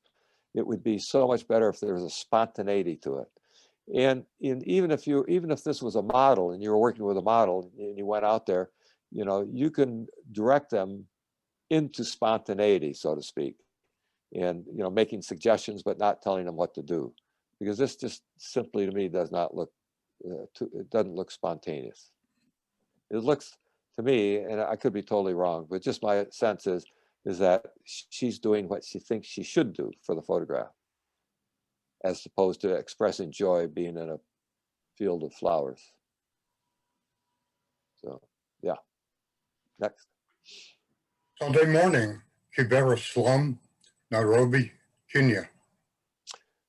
I like this photograph. You know, I've got a soft spot for social documentation, and you know, I'm a real believer that in the power that photographs have to for change, and I think this might be a good example, a good illustration of I think it was Lewis Hines who did the child workers in the mills in New England, and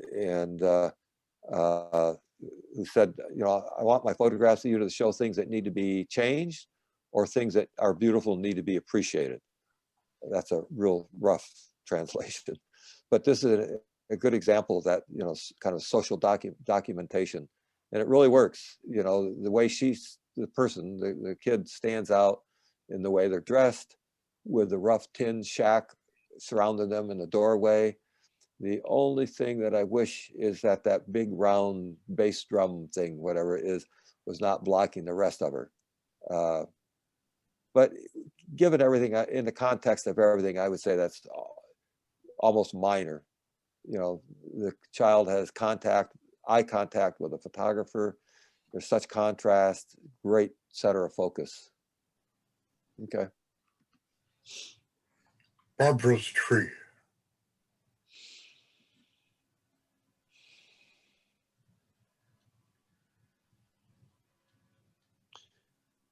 Remarkable light, great time of day, has a real strong sense of place and time. It definitely has a mood to it. The post-processing suffers. You know, the right side of it's too muddy. The right side should look a little bit more like the left center side. I'd like to see more of I think it's a vineyard, right? Does it look like grapevines? If not, something like that. A little more bit of detail in the bottom right to give a stronger sense of where that is, and not quite so muddy on the right. Maybe a little more foreground too. I find those patterns with the lines are good because they lead you to the main subject, which is a tree. So maybe a little bit more of those lines that would create more of a pattern. Okay. Not much to live for.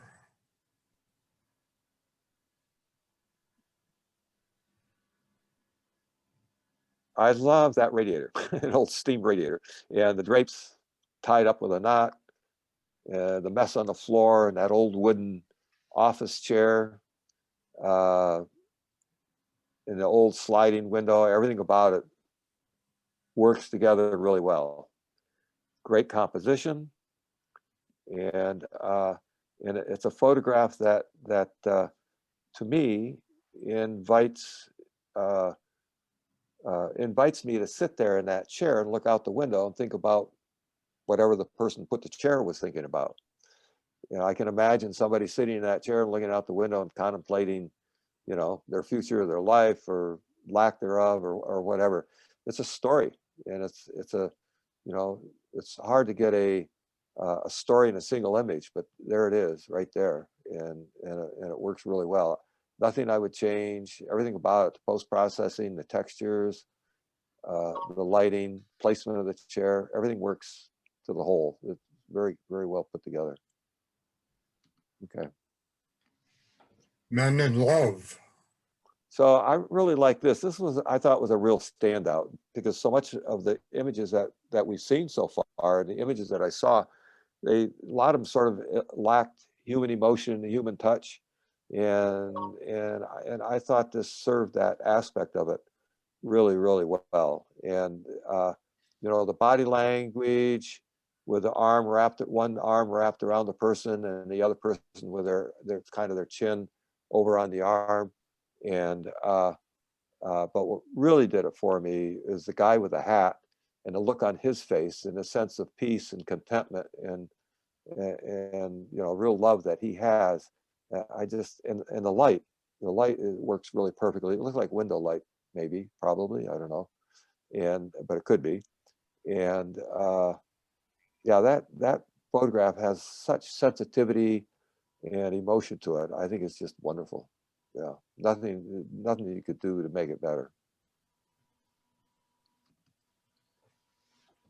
An interpretation of a sweet gum tree seed trying to mimic a COVID-19 virus. So this is the one photograph that made me laugh. There were others, but this one definitely did. When I saw that, I said, oh my God, that is so perfect. It's interesting with the light on it and everything. You know, if you're going to photograph a sweet gum tree, that's the way you ought to photograph it. The only thing I would change is I would turn it into a vertical. I would put the seed on top and the stem on the bottom. But other than that, it's totally successful. It does exactly what it was supposed to do. And it's interesting, you know, the textures, the patterns of the stems and things like that, you know, makes me want to look closer and study it. Successful. It's good. Journalism. Basic 2 images. This was a little hard for, yep, go ahead. Rare hybrid coot X yellow mule, seen in Santa Rosa, California, 2021. 6 previous reported sightings in Baja and the United States, 1937 to 2020. Bill pattern and color, bird size, and coloring unique. So I get all that. And, you know, I like the surround of the blue. I love the, you know, the reflection and everything. And I appreciate the significance of it. I'm a real bird lover. I spent a lot of time bird watching and everything.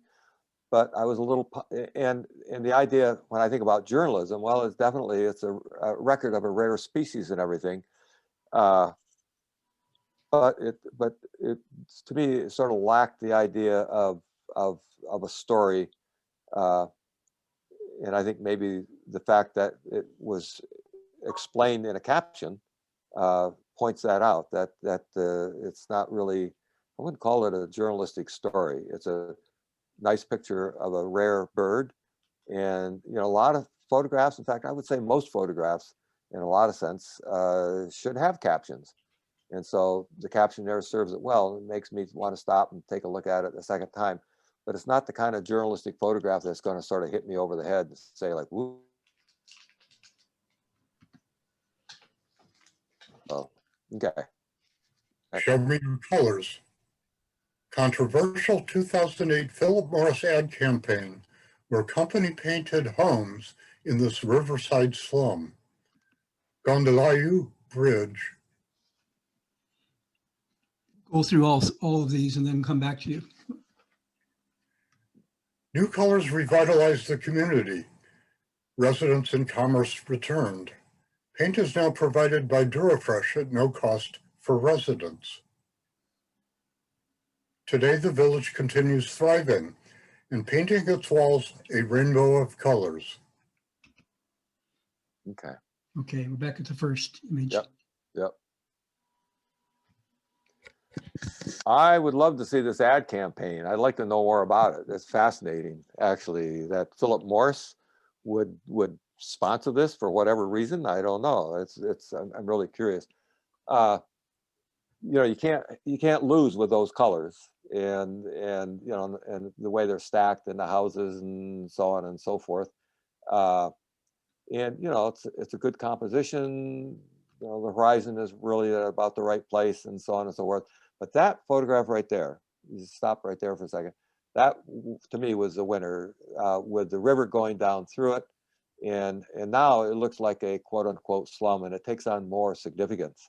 And you know, those, you know, probably most of the sewer goes down into that river there, and then it's got interesting things like the patterns of the umbrellas in the bottom left corner.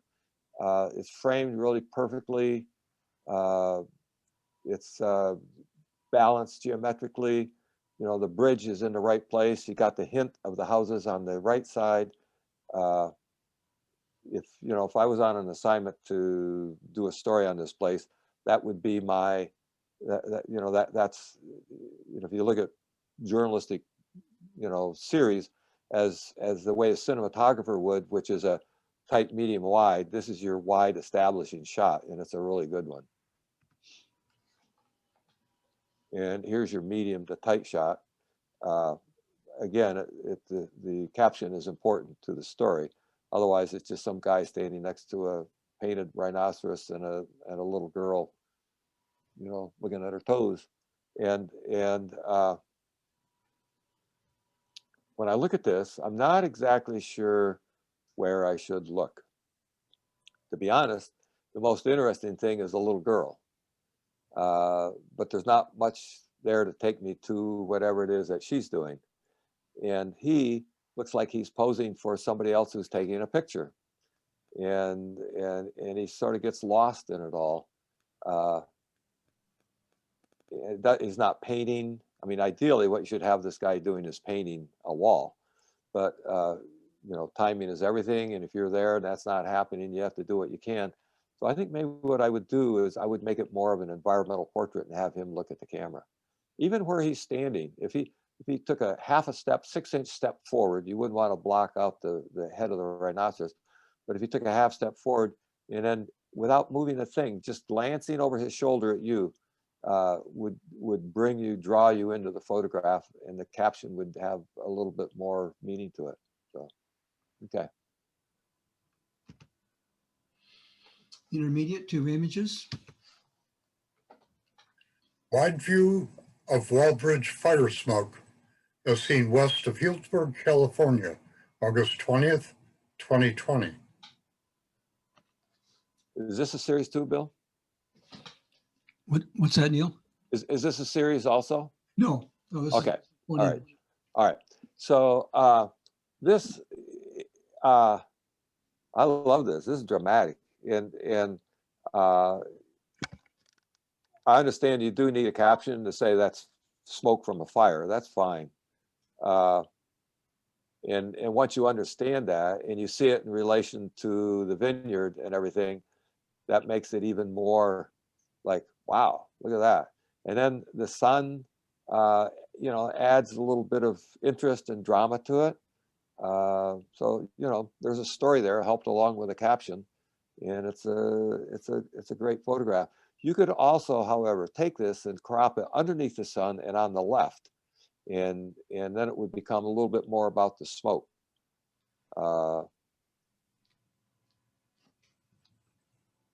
It works as is.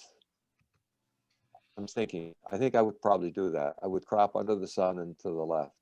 Okay. Yeah. Now we have a sequence of 2. Vaccine, 1 of 2. Yeah, this is a sequence. That was it. The vaccine is kept at the proper cold temperature until a nurse draws it up into syringes, which are then distributed to injection stations. Roanoke Park Community Center, May 2021. As one person receives the vaccine, Others wait in the background. They're monitored for 15 to 30 minutes for signs of reaction before they are released from the clinic. COVID vaccine is kept at, never We got mind. that. Yeah, we got that. All right. This is interesting. I get the sequence. And also, I've been reluctant to photograph because of the pandemic, and I have respect for anybody who goes into these places and photographs, which journalists are doing all the time. I would like to see a closer look about what she is doing.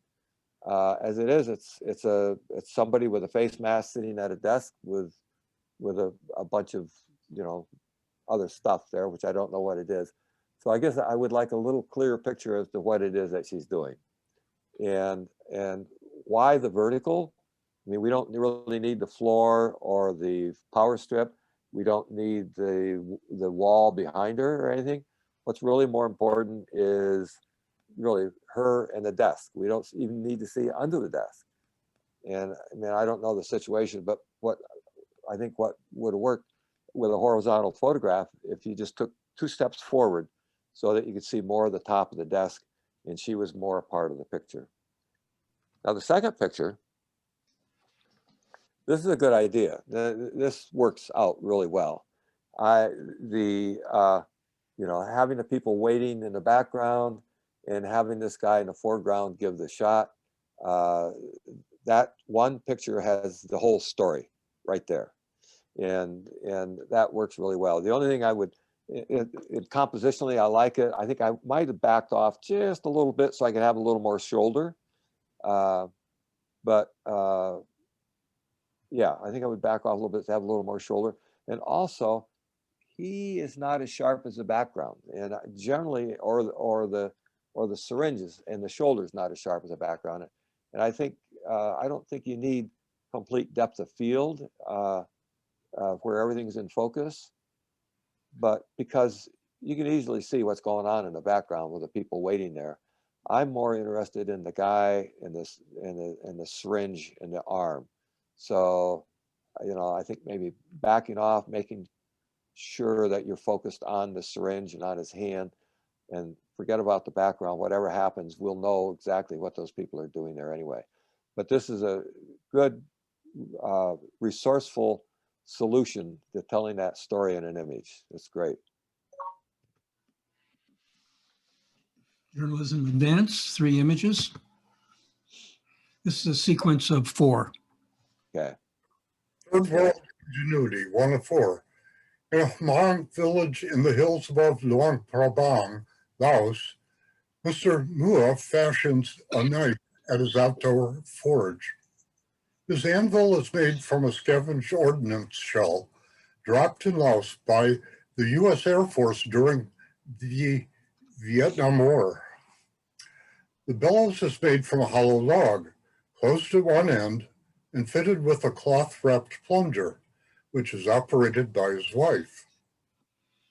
Mr. Mua proudly displays some of his wares. Okay, back to the beginning. Okay. Again, I think about telling a story with a variety of images, and I there's so many different ways of telling a story. The beginning, the middle, and end, or the classic way is to have a sequence of events where you've got a sympathetic character who encounters a challenge and then overcomes it. And of course, this doesn't really lend it to that classic storytelling aspect. Or you have like a profile of a person or whatever. So here you sort of have some of the steps or process of making a knife, and it might there for a limited period of time maybe. But I would think cinematically, I would think of wide, medium, and tight, sort of an establishing shot. This, I think, would lend itself to a tight shot with the knife resting on top of the ordnance and hitting it with that hammer, and that would work. Also, it's interesting, I'll say this, the fact that he's kind of has this big grin on his face tells me, whether it's true or not, doesn't make any difference. But what it tells me that he's doing something for the photographer, for the camera, and that sort of subtracts from the authenticity of it. Next. I like this, you know, the showing the wares. This is what he's making and so on, you know, along with his ordnance anvil. Again, I think I could be so much tighter. You don't need the stump. You need just a little bit of the stump, just the very top of it. You don't need the piece of wood on the right. You do need his hand. So, you know, if you cropped on the bottom and on the right, you'd be much more focused on what he's making there. And the next. And this, you know, I like this photograph too. She's a little bit crowded, however, in that corner. And then you end up with a lot of dead space in the opposite corner, in the upper right. And the bellows I find very interesting and everything. What would really be successful if she was operating it, if she was pumping the handle and there was air coming out and there was smoke and ashes coming up from the wood, that would make a, you know, that would be, you know, give it a sense of activity to it. And like I say, compositionally, she's just too crowded and there's too much of the dead space in the upper right. And the last one is my favorite. This here has sort of everything in it. And one of my favorite things with photographs, which is not always the easiest thing to do, is the idea of layering. So here, you know, it's layered with knives in the foreground, and then you have him. And I don't mind the smile there because he is reacting to the camera. He's reacting to, specifically, there's no faking it. He's looking at the photographer and smiling.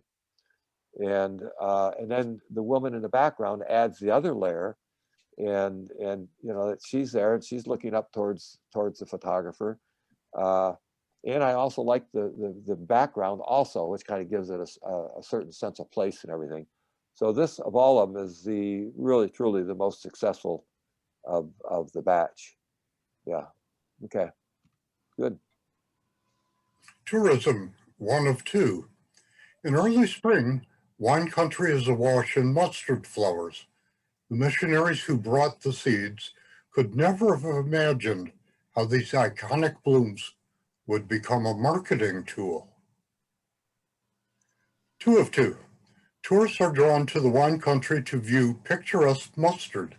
In other years, much commerce would ensue. This year, not so much. Okay. So the second photo, you don't have to go to the second one, but the second photograph, you know, is journalistic in the sense that we don't have tourists. You know, that is an empty vineyard with mustard flowers and everything. But I will say this is that it's a story about mustard flowers and not about tourism. It's a little bit like, you know, if you're a sports photographer and you're photographing a basketball game, you better have the basketball in the photograph. You know, same with football or soccer. And so if you're going to do a story about tourism, and I think you need a photograph of a tourist. And so the second photograph, let's go to that. So here, what would make the point would be if you had one person, you know, or maybe two people.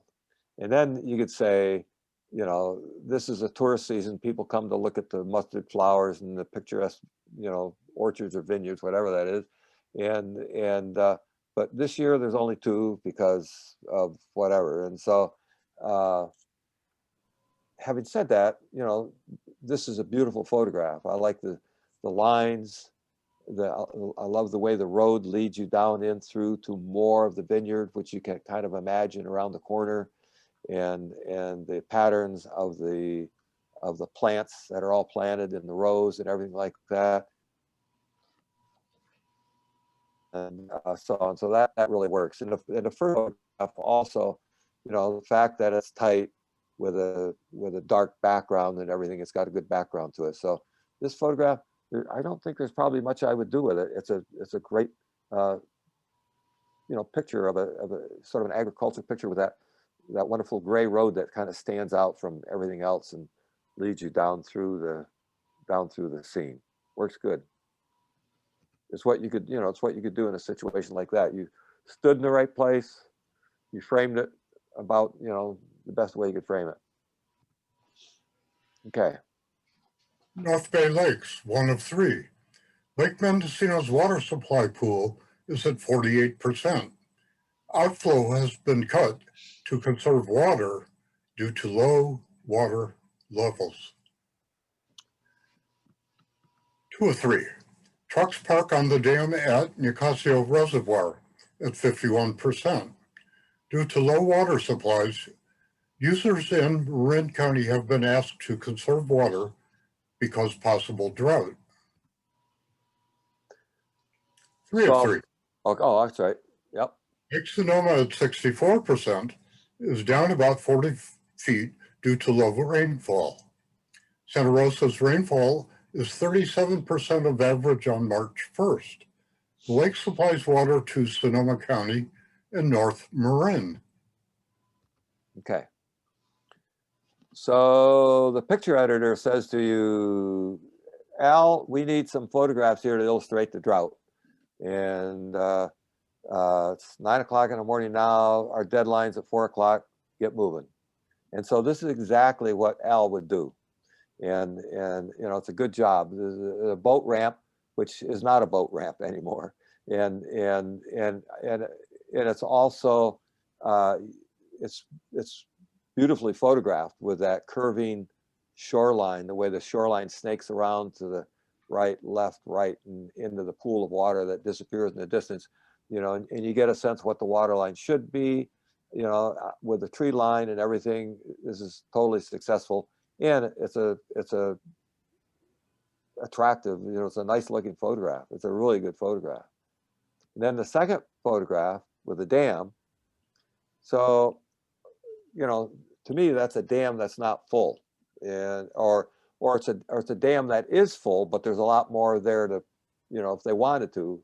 It doesn't look like a drought to me. It looks like a lot of water, and the framing of it is, it's okay. What do I look at? The trucks.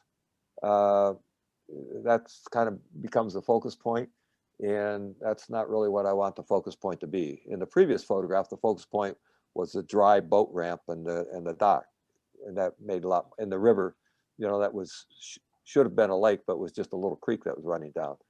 But this one doesn't do that. It's just you know, like I said, my eye goes to those trucks, and it doesn't really tell the story. But the next one, this one I really like because of the, you know, the floating docks, and the fact that to get to the floating docks, they have this kind of looks like a temporary bridge sort of thing that takes you down to the docks, and you've got that water line. It's all mud and everything there. And then it's nice that you've got this pontoon boat making waves as they're coming into the dock. That adds, you know, the fact that there is, you know, the place is, you know, it's not dead, it's alive, it's active. That adds a little bit of interest to it.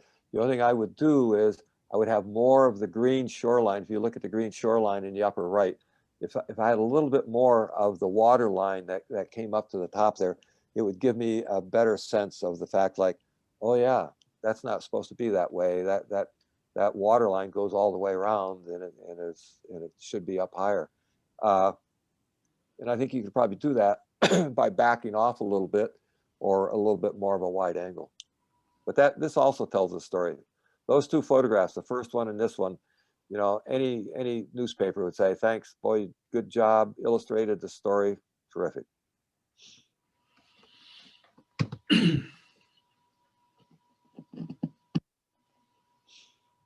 Journalism Masters, Haripio, bull riding, 1 of 3.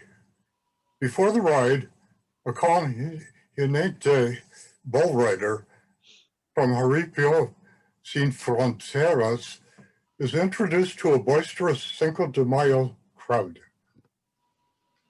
2 of 3. During the ride, a ganadero bull owner from Rancho El 24 Oaxaca celebrates as the rider is thrown. 3 of 3. After the ride, who's next?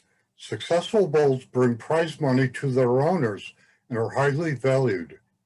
Napa County Fairgrounds, Calistoga. Okay. my favorite of the bunch is a bull. Talk about a intimidating animal. That photograph is just like nuts. I mean, he's so tensed up and ready to go, and like, bring it on. It's the dust and everything, and he's kind of looking at you out the corner of the eye. And then you got the crowd in the background. You know, there's a lot of just muscle and strength and motion and power there. It's just great. I just love that. And then the middle one, even if I didn't know who that guy was, you know, I can see his excitement with his body language, with his gestures and things like that. And then you got this guy in the distance who's being catapulted off this bull. Was that a clown? No, he's a rider, or is he a clown? I can't tell. But anyway, he's up in the air. There's a lot of drama there, and there's enough there for me to see what's going on. And if you're doing a story on the bull owner, this would be absolutely ideal. That you know, that works out really well. And the first one is a nice portrait of a guy. You know, I don't get the boisterous crowd necessarily, and he has kind of odd body language where he's just sort of standing there. A suggestion would be, and it looks like he had pretty good access, it's hard to tell, but if he did, I'd want to see him stretching out before he climbs onto the bull like they do out behind the pens, or I'd like to see him getting tied into the bull, getting his hands tied into the bull, or some sort of an emotion. I mean, if there's any emotion here, I'd say maybe it was fear. It's hard to tell, but he's a little bit of a blank space. I want to see a little bit more emotion. So, you know, shoot the daylights out of this thing, looking for those subtle looks on his face or gestures or whatever that kind of indicate what he's feeling right there. Okay. One of Petaluma's charms is its architectural diversity. The pandemic has added a new type of architecture to the city. So we've all seen, you know, this is a nice shot of downtown Petaluma. You know, I'm not that familiar with it, but it looks like it's maybe the main drag or something like that. And we're very used to these tents, which I always think are a joke. They're like, they're really eating inside in a room with cloth walls. I don't see the difference between that and sitting inside a lot of times. But anyway, so we've all seen these. This is a challenge. We've all seen these various sort of assortment of tents and things, and they certainly are a contrast. Like, I go through Los Gatos a lot, which has a really quaint downtown, and it's just lined with these things. So what do we do with them to make them look different than the ones that we see as we drive down the street every time, since we're all so familiar with it? So how do you take the ordinary and make it look extraordinary? How do you make the usual and make it look unusual, or something important, significant, or something? And I suppose what it would be people, you know, looking through a window, looking at the people, and then, you know, still, you know, somehow or other preserving the outside of the tent and the look of the town and things like that. But otherwise, it's an establishing shot. It tells me what it looks like, but it doesn't tell me anything about the pandemic or what it feels like to be in a pandemic or being limited to a tent or something like that. So I'm more interested in how something feels than how it looks. Wild horses, one of three. According to Arizona historical records, wild horses have been living on the Salt River and the Salt River Valley well before the Tonto National Forest was created in 1902. Was there more? Yeah, this is a series. River wild horse management is under contract with the Arizona Department of Agriculture. Here, a volunteer acts as a crosswalk guard when the horses decide to cross the road. The horses have been habituated to the human activity that exists all around them. The Salt River Management Volunteer Patrol follows the herds to make sure they remain safe. Okay, starting with the bike one, you know, it's interesting that you know, a good catch. That's the kind of thing you sort of have to wait for. There's a contrast between a guy on a bike and is that a recumbent? I think that's what they call those, and the horses in the background. And so this odd sort of contrast between, you know, wild horses and somebody on a bike. And the only thing I would say, I wish there was a little bit of separation between the horse's head and the guy's knee. But it's a good idea, definitely a good idea. Good positioning where you shot it from. And then the second one, we'll just go backwards. The story here is the crossing guard, basically, and the horses in the background standing on the edge of a 2-lane road, paved road, and she's, you know, making sure they're safe. So I think that you could preserve that idea and put more emphasis on her and the horses.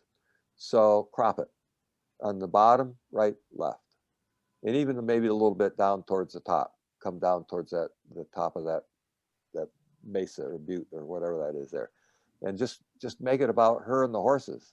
And you know, she's on the phone, she's got her hand up in the air, looks like maybe she's directing traffic or something. So then it becomes it's clearer and more significant what she's doing. And then the first one, you know, it's like the other picture of the horses.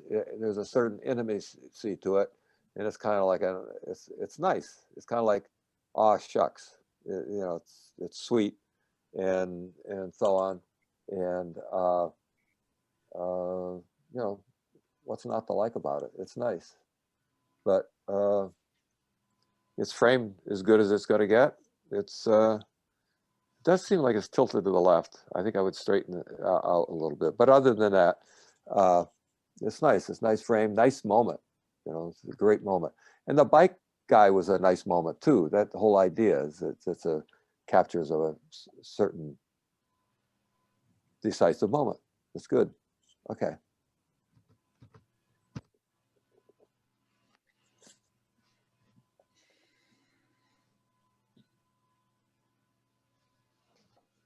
Love Reigns.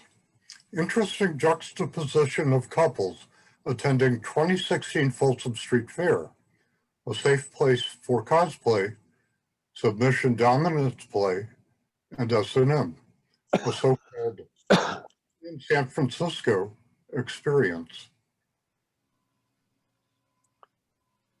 All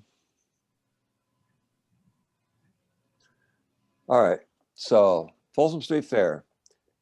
This is I like this as a portrait of this person. It's like a street portrait. She's not acknowledging the camera, so it has a certain candid look to it. And you know, the look on her face, the position of her mouth, her lips, and the look on her eyes, everything about it says everything that you'd want to know about the Folsom Street Fair. And then you have this couple in the background that look very straight, especially the guy in his short and his button down and his derby there, and the look on his face as he's looking over at the subject that is being photographed. And the one thing I'll say is that the person in the back over her shoulder is not as evident as he could be. And in fact, when you first look at it, you might not even notice him. So I think that's just post-processing. You could bring out a little bit more with him to make it a little bit more. But the juxtaposition there within the foreground and the background is great. There's a whole story there. And other than the post-processing of the guy on her shoulder, there isn't much I would change on that. Her expression is great. You know, it takes a second before you realize that the guy is on a leash. So a few things there should be maybe a little clearer. But the people in the background watching the whole thing with a smile, that really sets it off. That's good. Good illustration of the event. Climate wildfire in August 2020 began with 12,000 lightning strikes. The Santa Cruz fire burned over 86,000 acres and burned across Highway 1 to the Pacific. Thick smoke lingers weeks later. Okay, so with this, I mean, I lived in Santa Cruz, so there was thick smoke. This to me doesn't look all that thick. And also I recognize the foliage on there, that kind of that orangish foliage is damaged from the fire, but I'm not sure somebody else would. So it turns out to me that this is a, you know, it's a photograph that doesn't, compositionally, there's too much sky. You could maybe crop some of the sky and that bush on the left. You can just get rid of that and just leave the bush in the foreground, that hillside on the right, come down a little bit on that hillside, get rid of some of the sky. It would be in general a stronger photograph. But then, even then, you would have to explain that what you're looking at here is heavy smoke. And I don't think you could take care of that or enhance that some way in post-processing. So maybe another time of the day. I know when that smoke was down along the coast in the afternoon, it was incredibly reddish orange. So yeah, I think it has to be a little bit more of an obvious. Yeah, okay. People joined with historic reenactors in period costume in a raucous march through the streets of Boston to the old State House to protest the Stamp Act. All right, so you know, this is a tourist event, and of course, and you know, this reenactment and everything, and I've been there, seen it, lived there, and so I want to see why it's a reenactment, and I think what you need to do is to bring in the other characters, the tourist in the background and whatnot. Again, I'm going to say isn't, you know, and I know exactly where they are. If it was a horizontal, then I would have a better sense of where they are. So I want a stronger sense, like, okay, this is Boston, and so yeah, I would do that, or follow them along to where they come past an iconic building like the old State House or something like that. Take the picture there instead of right there where you have a modern building in the background. What I do like about it is I love the guy in the blue, and you know, I like the look on his face, you know, the position of his body, the fact he's in the middle of a step, you know, has that determined sort of look on his face and everything. You know, it's the whole shot. The guy also in the green pants, you know, there's good animation to it, and it's got motion to it and everything. But because it's a tourist event, sort of a reenactment, I'd want to see more of. I want to see more of the location. You know, why they're there, for sure. And my computer light just went out. Sorry about that. Okay, we've covered them. The second half. We'll take another 5-minute break, and then we'll show Okay. the winners. Say that you know, looking at photography, I'll be the first to admit that it's really subjective. You know, I mean, W. Dean Smith, who invented the word photojournalism, he also invented the phrase shooting with available light. One of the things he says, you know, the idea of being a journalist being objective is just ridiculous. He said, all you can do is you educate yourself to the situation as best as possible, and then try and make an educated guess as to what you're looking at. And there's a certain aspect of that when I look at photographs, I feel the same way. Like you know, I can, my computer keeps tipping over. I can look at a photograph and I can say, I like this and I don't like that. And somebody else is going to look at it and say, well, that's funny because I like this and I like that. I mean, it is definitely subjective. And, and I bring something to it. I also, besides journalism, I do a lot of sort of what you would call fine art photography also. I do a lot of street photography. I've done, over my lifespan, I've pretty much done it all, and of various genres. In fact, I'm teaching a course right now at Stanford called The Photographer is a Generalist. The person who kind of does it all, because if you're a photographer, a lot of times you're kind of curious about everything. And so, but having said that, I most of my life has been in journalism, so it's definitely I have that bias when I look at photographs and stuff. We were all just talking about how we want to sign up and take all your classes now. Oh, It's well, been excellent. Thank you. Thank you. So it's interesting because right now I'm doing a workshop with my daughter, who's a photographer and a radio producer, and we're doing a multimedia workshop on telling stories with stills and audio. Huh. And what's interesting about it is that one of our students is in Pennsylvania, another one is in Minnesota, and there's ones in South Lake Tahoe. I mean, and there's 2 or 3 from Denver, and it's all because of Zoom has made it all possible. Yeah. And the same thing, I'm teaching a course at Stanford right now, and I've got students that are not in the area. It's pretty cool. It's pretty cool, actually. But it's taken a lot of getting used to. Yes. Yeah. Zoom has kind of changed the whole dynamic. Yes. Yep. Definitely. Yeah. It was initially what was hard was it's hard to if you walk into a classroom, you've got 20 students in there, and it doesn't take that long before you kind of create this critical mass of community. And what I found is when I started doing the Zoom in my class, it was really difficult to kind of create a community. And now I just had my last class yesterday, and after 6 weeks, and it wasn't until about the 3rd or 4th week that we all started feeling connected and so on. But yeah. How many people attend? I had 20 Oh. for the Stanford class, 20. Well, that's Yeah. something. Yeah. For our workshop, the workshop that my daughter and I are doing, we've limited to 8. We're doing 2 back-to-back workshops. Each one has 8 in it. Yeah. So the last thing I'll say also before we move on here and talk about the winners is that this is the 2nd time I think that I've done this. Is that right, Bill? It's twice. And both times, and I've done other camera clubs, you're and I don't even want to call it a club, but your camera society, whatever. Club.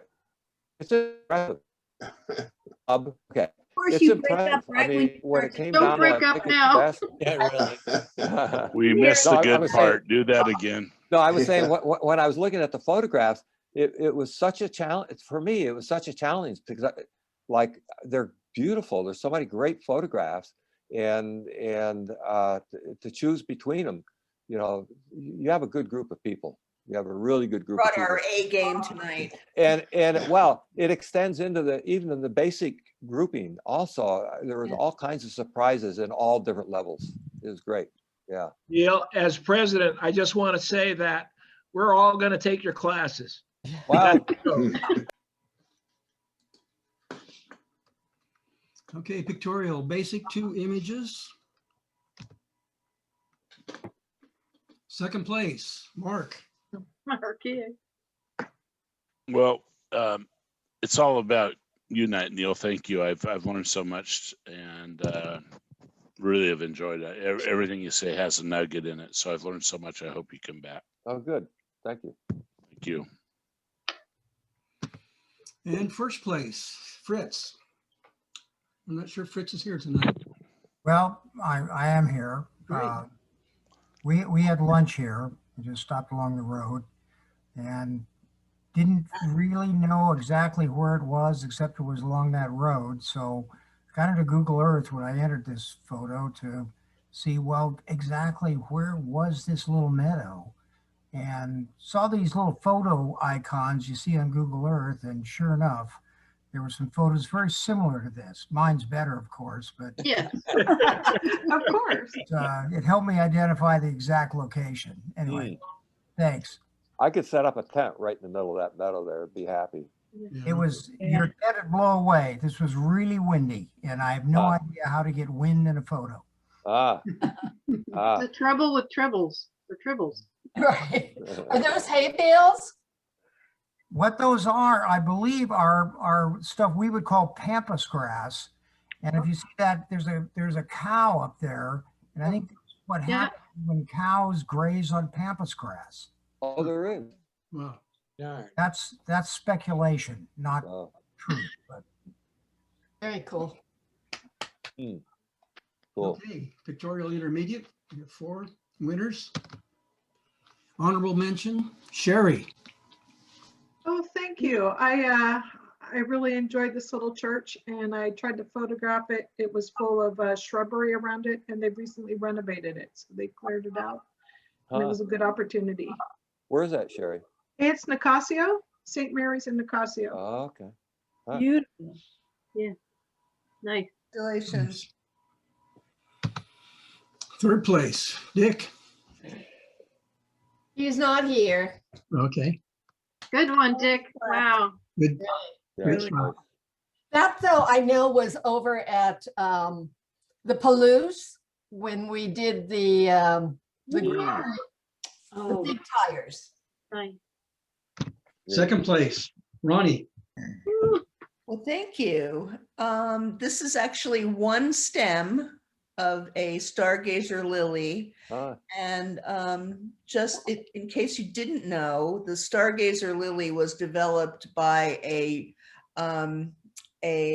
guy, I believe in northern Sacramento Valley, who didn't like the fact that lilies always face down. And he huh. read this and they face up, and that's why they're called stargazers. Oh, that's too cool. Anyway, so yes, it's one stem, and I did use some Topaz Studio 2. Okay. So the black background or anything that came from post-processing? No, the black background was my studio setup. Okay. And so is most of it done with light, or would you say with post-processing, or a combination? The light was mostly natural light, Okay. and there's a little bit of impression filter on it. Okay, sure. The light is not from post-processing. Okay. Well, good vision. Nice. Thank you. In 1st place, Ellen. Oh, thank you. This was fun photographing the at the skate park, and what I did was just in Lightroom, the dehaze brought out the lines more and the action more. So So you didn't add the shadow. no, I did not add the shadow. I will admit I faked a little because on the photo, her hand was not open in the shadow, but I had another photo where the hand was more open, and so I replaced just that upper hand on the shadow. Yeah. Yeah. Nice. I'll comment on this. So this is Pictorial, which allows that, right? This Yep. Yeah, this genre and everything. And I've surprised myself by picking this because I normally wouldn't, but I just thought it was so well executed and everything about it. And also I'm a real believer that when anything is changed in a photograph, it needs to be listed as such. I mean, I'm talking about publication or an exhibition. I think it has to be also titled as it's a photo illustration, which is and it's a really good one. So yeah. Well, thank you.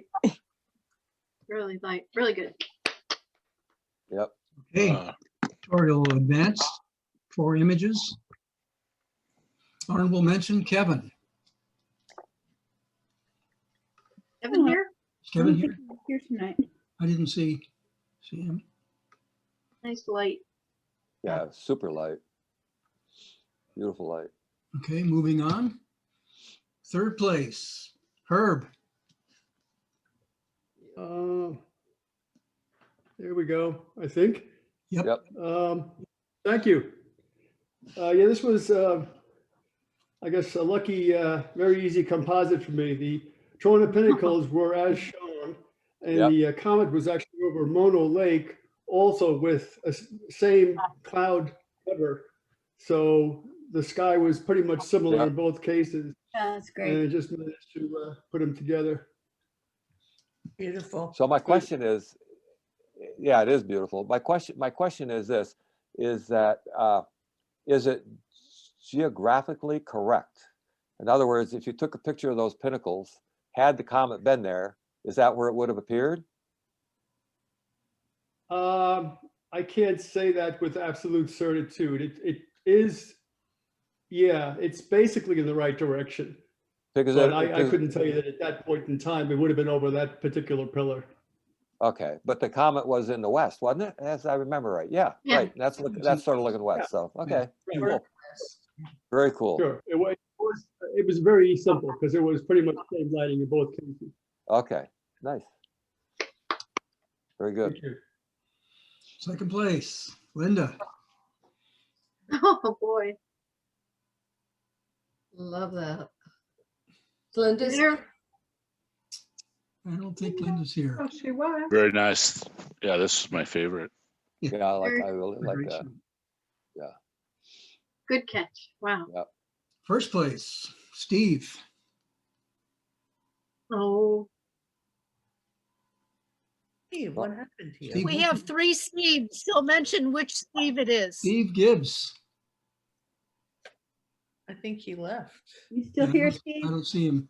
So can I just say something? So when I saw this, I saw this prior to the competition. When I saw this, it looked like Steve because I know he takes pictures on the Russian River, but it was so unlike Steve because of the, the dreaminess. Yes.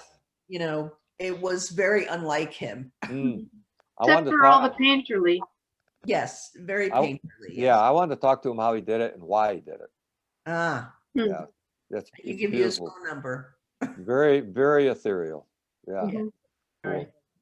He's good. Okay, Pictorial Masters, 4 images. Oh, that's me. Oh, that's you. Thank you very much. Yeah, that's cool. That's nice. Where was this? This is in India. In India. Okay. Yeah, in Rajasthan. And it was the arm that caught my attention for this whole image. Yeah, And for sure. I'm glad you saw that. Yep. Of course, the colors. Yeah. Congratulations. Thank you. Well done. Very nice. Third place, Steve Ruddy. Steve went to sleep. We hope. It's beautiful. Bogies. Yeah, Hmm. really nice. Yeah, it's really nice. It's so rich. Oh. Second place, Tamara. Thank you. This was one of my, I have so many pictures from Ethiopia. I was culling through recently looking for something and I ran across this guy and I hadn't even really noticed him before. Because there was other people around him. And then when I kind of cropped it down, I said, I kind of like him. He has a little Rembrandt look to him and Okay. or something. His turban is perfect. What was it like? What was it like in color? Well, not very colorful because they were white robes and it was a dark church. Okay. All right. Nice. And when were you in Ethiopia? Well, I was actually living in Kenya until COVID. My husband's doing a project with Stanford actually there. So he works in Ethiopia sometimes and I could tag along. I was there not a year ago. It was like a year and a half ago. It was, we were there. This was over Christmas, Ethiopian Christmas. So January of 2 years ago, I guess now, because we've been here almost a year.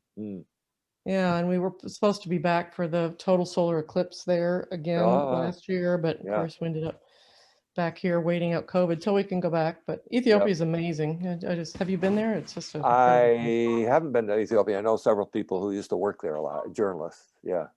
yeah, it's Yeah. well, they're having crazy times there now, They unfortunately. sure are. With the, Yeah. Yeah. up in Tigray. Tigray is an amazing place too. We were up there. But anyway, but thank you, Neal. Sure. That's a Rembrandt is a good way to define that. It's great.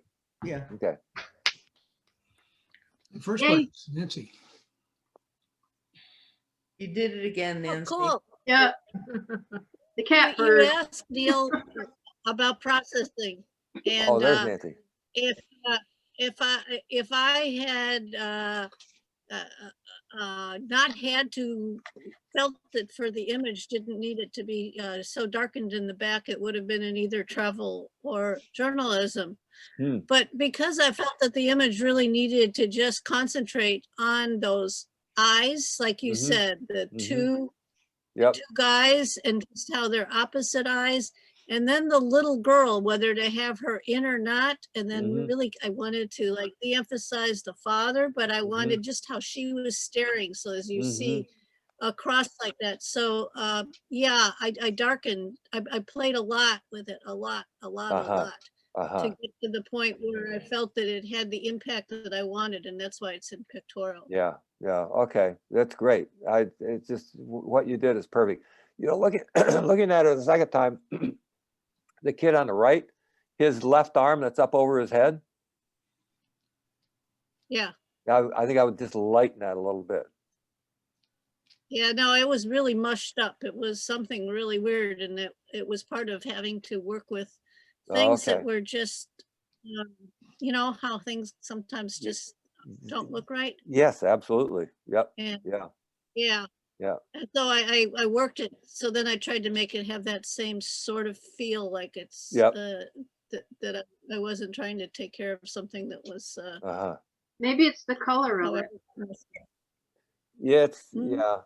Working with digital, sometimes I'll work in Lightroom forever and ever and ever on a subject, and it's somehow or other I get to a dead end, and then I try and fix the dead end, and then I realize like what I need to do is start from scratch.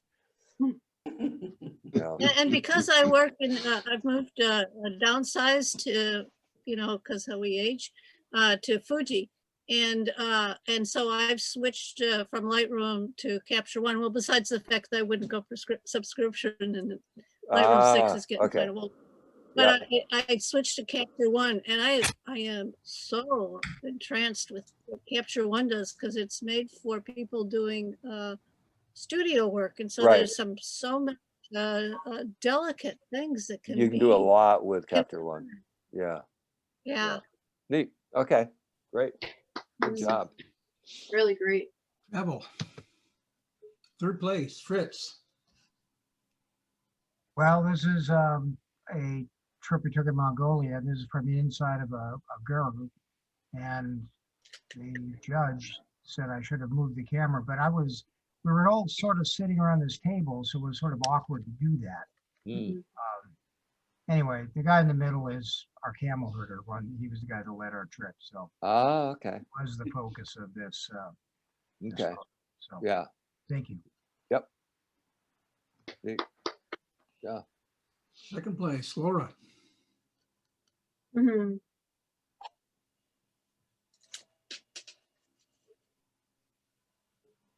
Laura gone? He's muted. It was here. There She's here. She's muted, but she's here. I see movement. Yeah.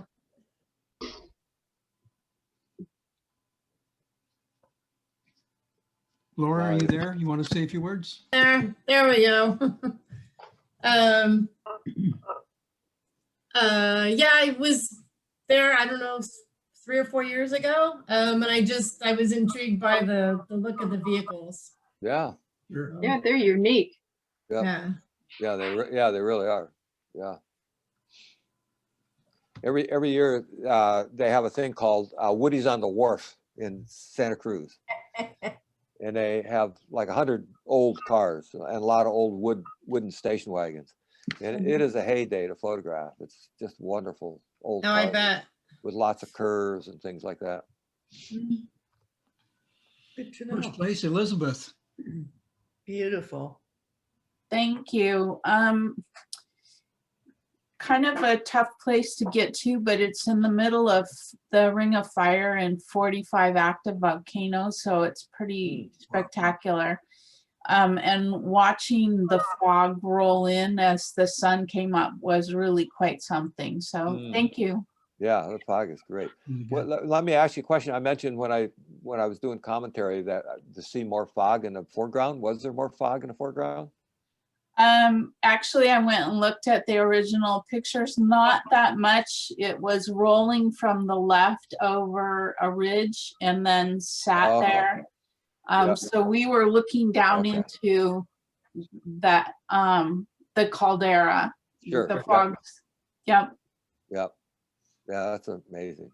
That's great. Thank you. Bill, your cursor? Press the M key. Oh, sorry about that. Still there. Travel intermediate. There we go. Place, Pat. Cute.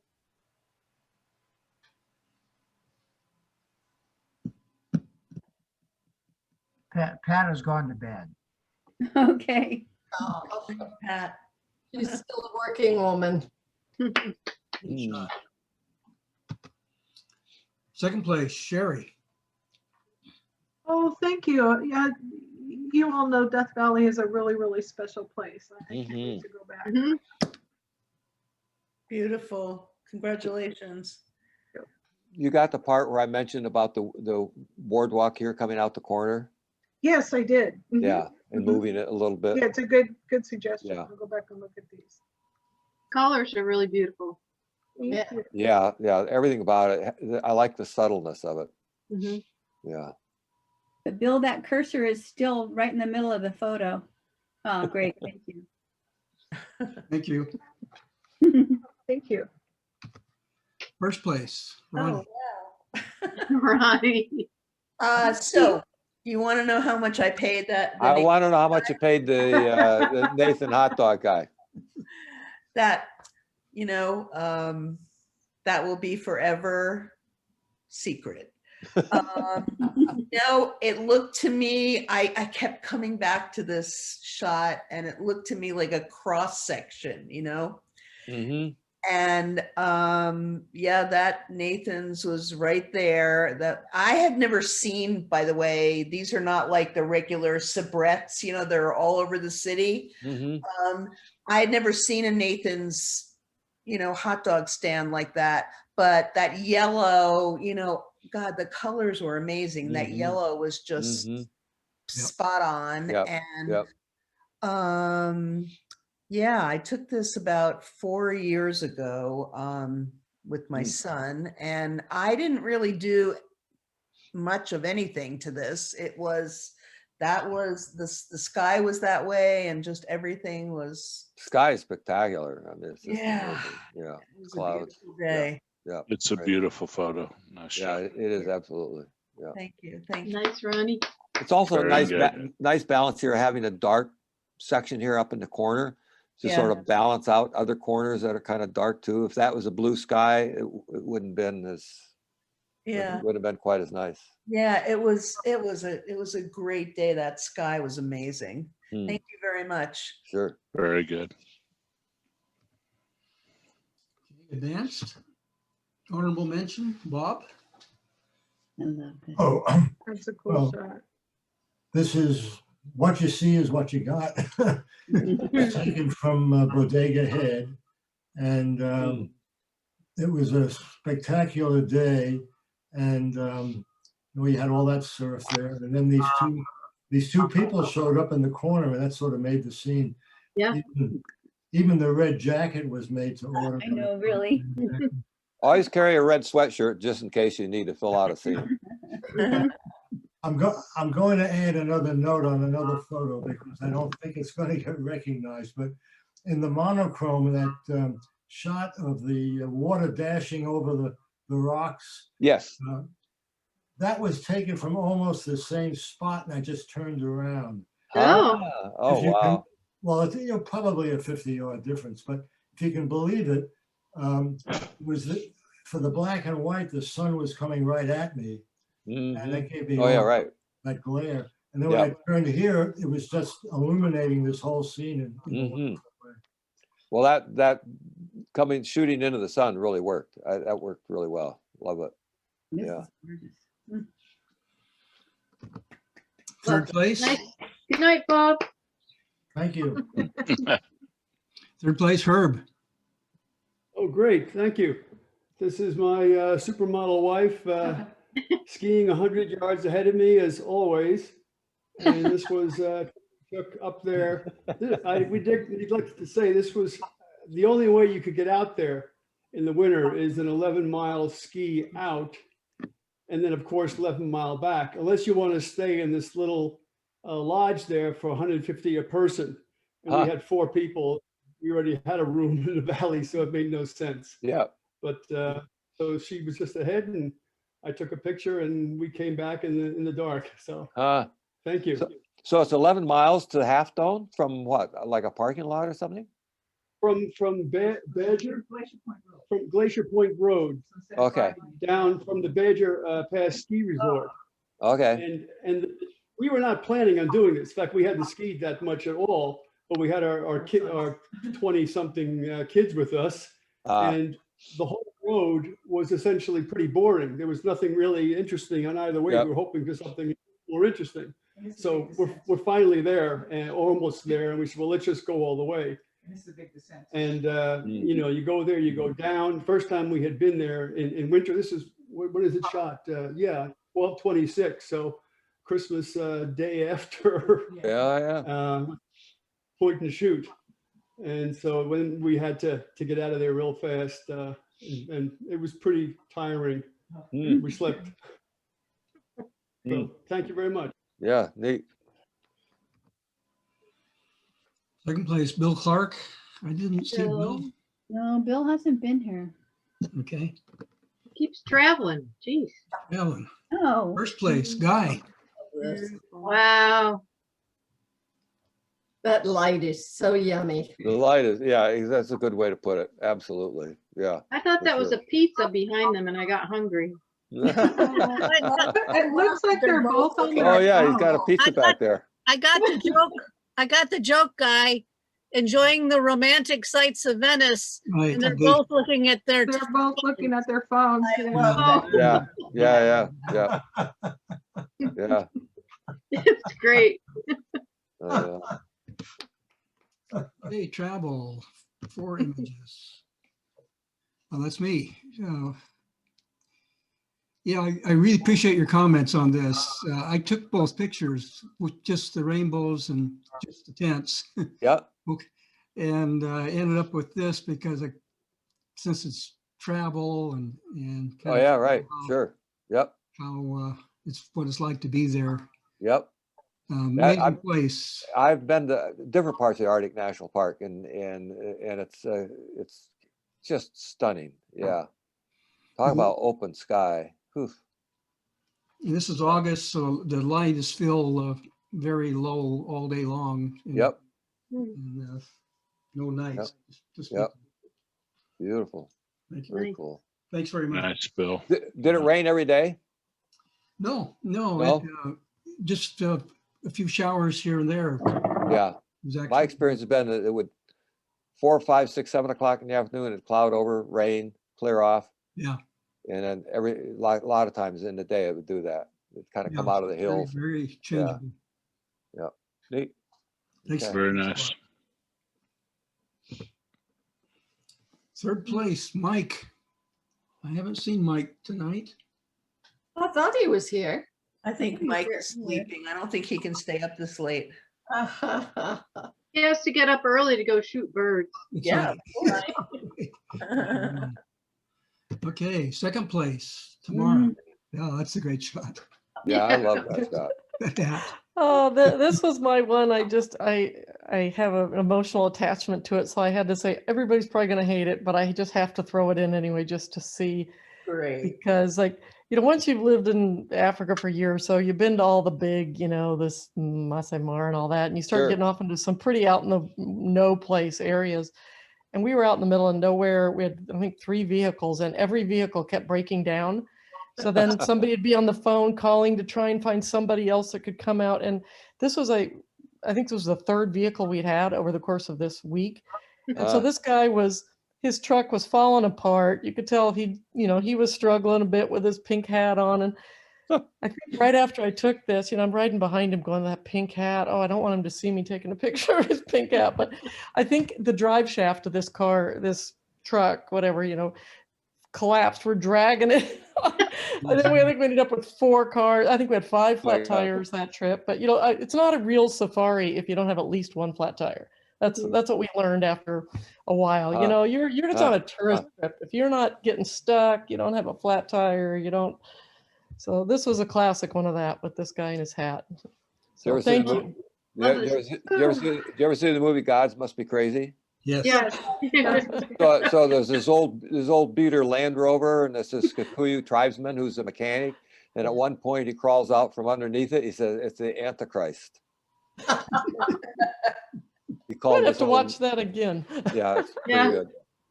I love the satin hat. Yeah, no kidding. I love that hat. Satin. Yeah. Well, thank you. Yeah, it's good.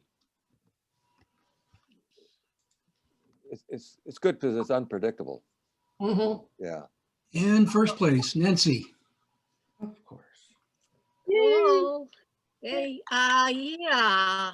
I agree about that crop. I hadn't really considered it, and I'm kind of the queen of crops. So yeah. And so the story is in that arm on the right, the bulls in the foreground that lead you to the guy in the background.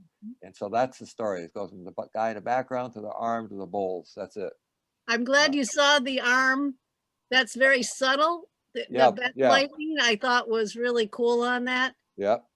And my husband and I like to wander to places that a lot of times people don't go, and there's this back room. It's really dark, and like, sure, we should this because it's what you don't usually see. And nowadays, knowing about what wet markets are. And by the way, wet market, originally the term came because they would wash down the floors. The floors, because, right. Yeah.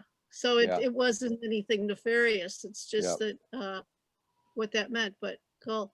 Yeah. I've been to wet markets in China that were the size of a football field. I mean, just gigantic. Yeah. Nancy, what software did you use to put it into black and white? I like the effect. It's almost like some kind of an etching or. Well, what I did was I originally had it was subtle in color, and I had a really desaturated look, and I thought, okay, I kind of like that.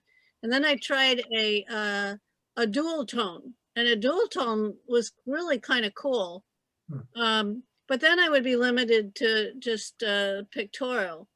And then I did black and white with a tint, and I kind of liked that. And then I decided that just plain old pure monochrome grayscale was what gave it. And at the end is interesting is where I use Capture One. Okay. I tried all kinds of things at first just to kind of get a sense, but I think it had the most feeling that I was looking for. I like the feel to it. I would bring out the shadows a little bit. That's the only thing. Yeah, well, I'm kind of known. I work dark. It's if you recognize someone's style, folks here probably went, Nancy. Yep, we know you. You ever look at W. Gene Smith's work? W. Gene Smith. W. Eugene Smith. Eugene Smith. Yeah.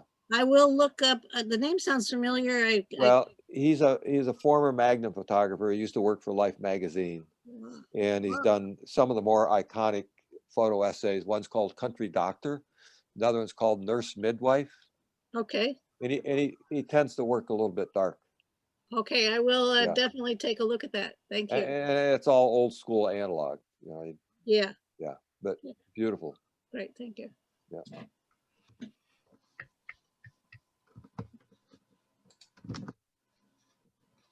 Okay, monochrome basic.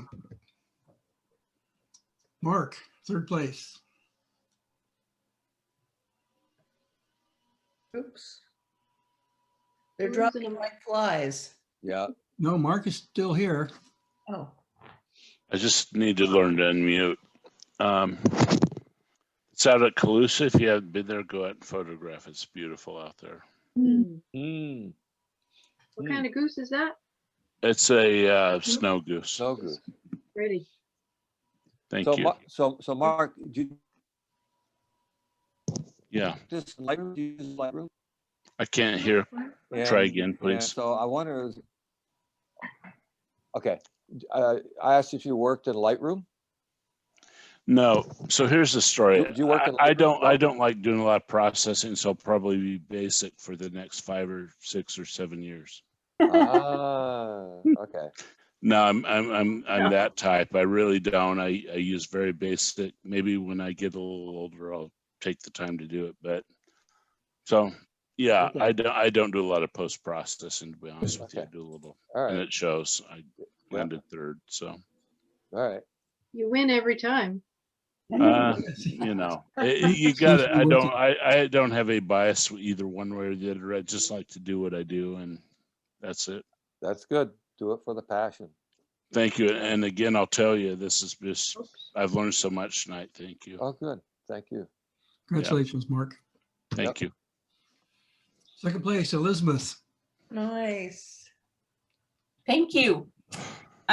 If you haven't been to Pioneer Town down in Yucca, it's worth a stop. Also, the restaurant there is fabulous. And so thanks. I'll make another visit and see what I can find this time. Thank you. Nice. Yep. I like looking around. I have a whole file in my Lightroom called Noticed, you know, full of these sort of things. It's really fun. Yeah. Yeah. It's great. Things to Congratulations. notice.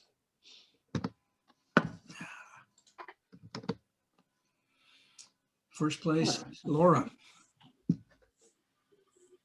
Love this. Very sweet. Yeah, I thought he was the cutest little guy. Yeah. I didn't, my connection cuts in and out. You were commenting something about the way it was post-processed on the back end, and I didn't hear what you said on that. I was saying that if it was an analog print that you make in a tray, I would look at it and I say it's a little muddy. Okay. Yeah, and so if you did it in Lightroom, then do you use Lightroom? Is that what you used, or? Yeah, I do. I've only been doing this a few months, so I'm still figuring all this out. Okay, so what you can do is play with the black and the white sliders. Okay. Before you do anything else. And in fact, I'll just tell you this: hold down the Option key, and then play with the first thing you do. Hold down the Option key, play with the black and white sliders. And then what that does, it sets what you want as a black, and then it also sets what you want as a white. And then go ahead and then work. Starting to do more of that, but I think this picture was one I did before that. But I am one thing I recently. And then just work with you know, trying to get a black, a white, and all the grays in between. But you don't want it to look muddy. Okay, thank you. I love the angle. Thank you. Yeah. Congratulations. Monochrome intermediate, 4 images. No. Honorable mention, Ellen. Yay. Yay, Ellen.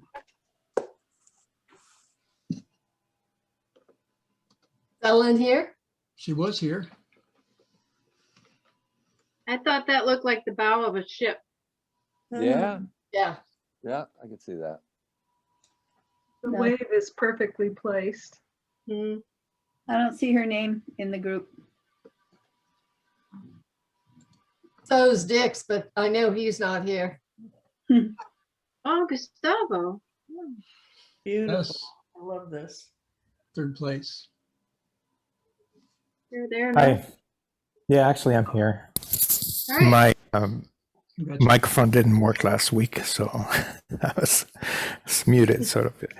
So this photo, you're right. I didn't have a lot of time to catch it. It was just the thing. It was there, and I just caught it.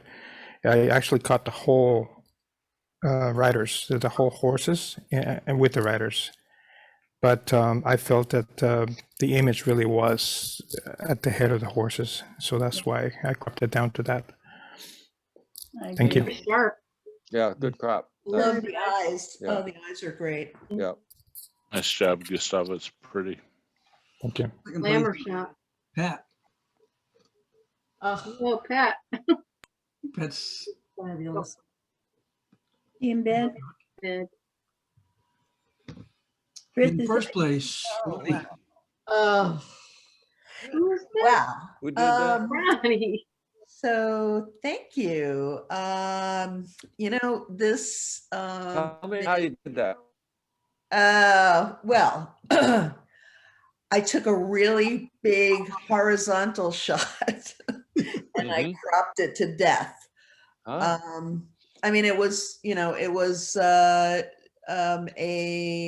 great white, and I had seen I have to admit, I had seen an image like this and it just stuck in my head. And so I started cropping and cropping and cropping. And this is what I ended up with. And I love the pattern of the water. And I thank you for your comments about the vignetting. The bad news about this is that I cropped it so much that I think I could probably make like an 8x8 print. It's that small, but I love it. Yeah, I love it too. Very nice. Yeah, it's really super nice. Yeah. Nice, Ren. Very artful. Very good. Yeah, it's so striking. Translucent. Honorable mention, Jennifer. Oh, thank you. I really understand what you mean about cropping it closer. It's just that this was a pretty far away coyote, and I was afraid to crop it anymore. So it's already been cropped a bit? Yeah, it's been cropped quite a bit, actually. Yeah, but Yeah, he I was so great, this coyote. I was struck how close you got to him. I'm sorry? I was struck on how close you were to him. Oh, no, I was far from him. Okay. He was way up a hill watching us down below. Okay. And we watched him for quite a while. He wasn't afraid, but he wasn't too close either.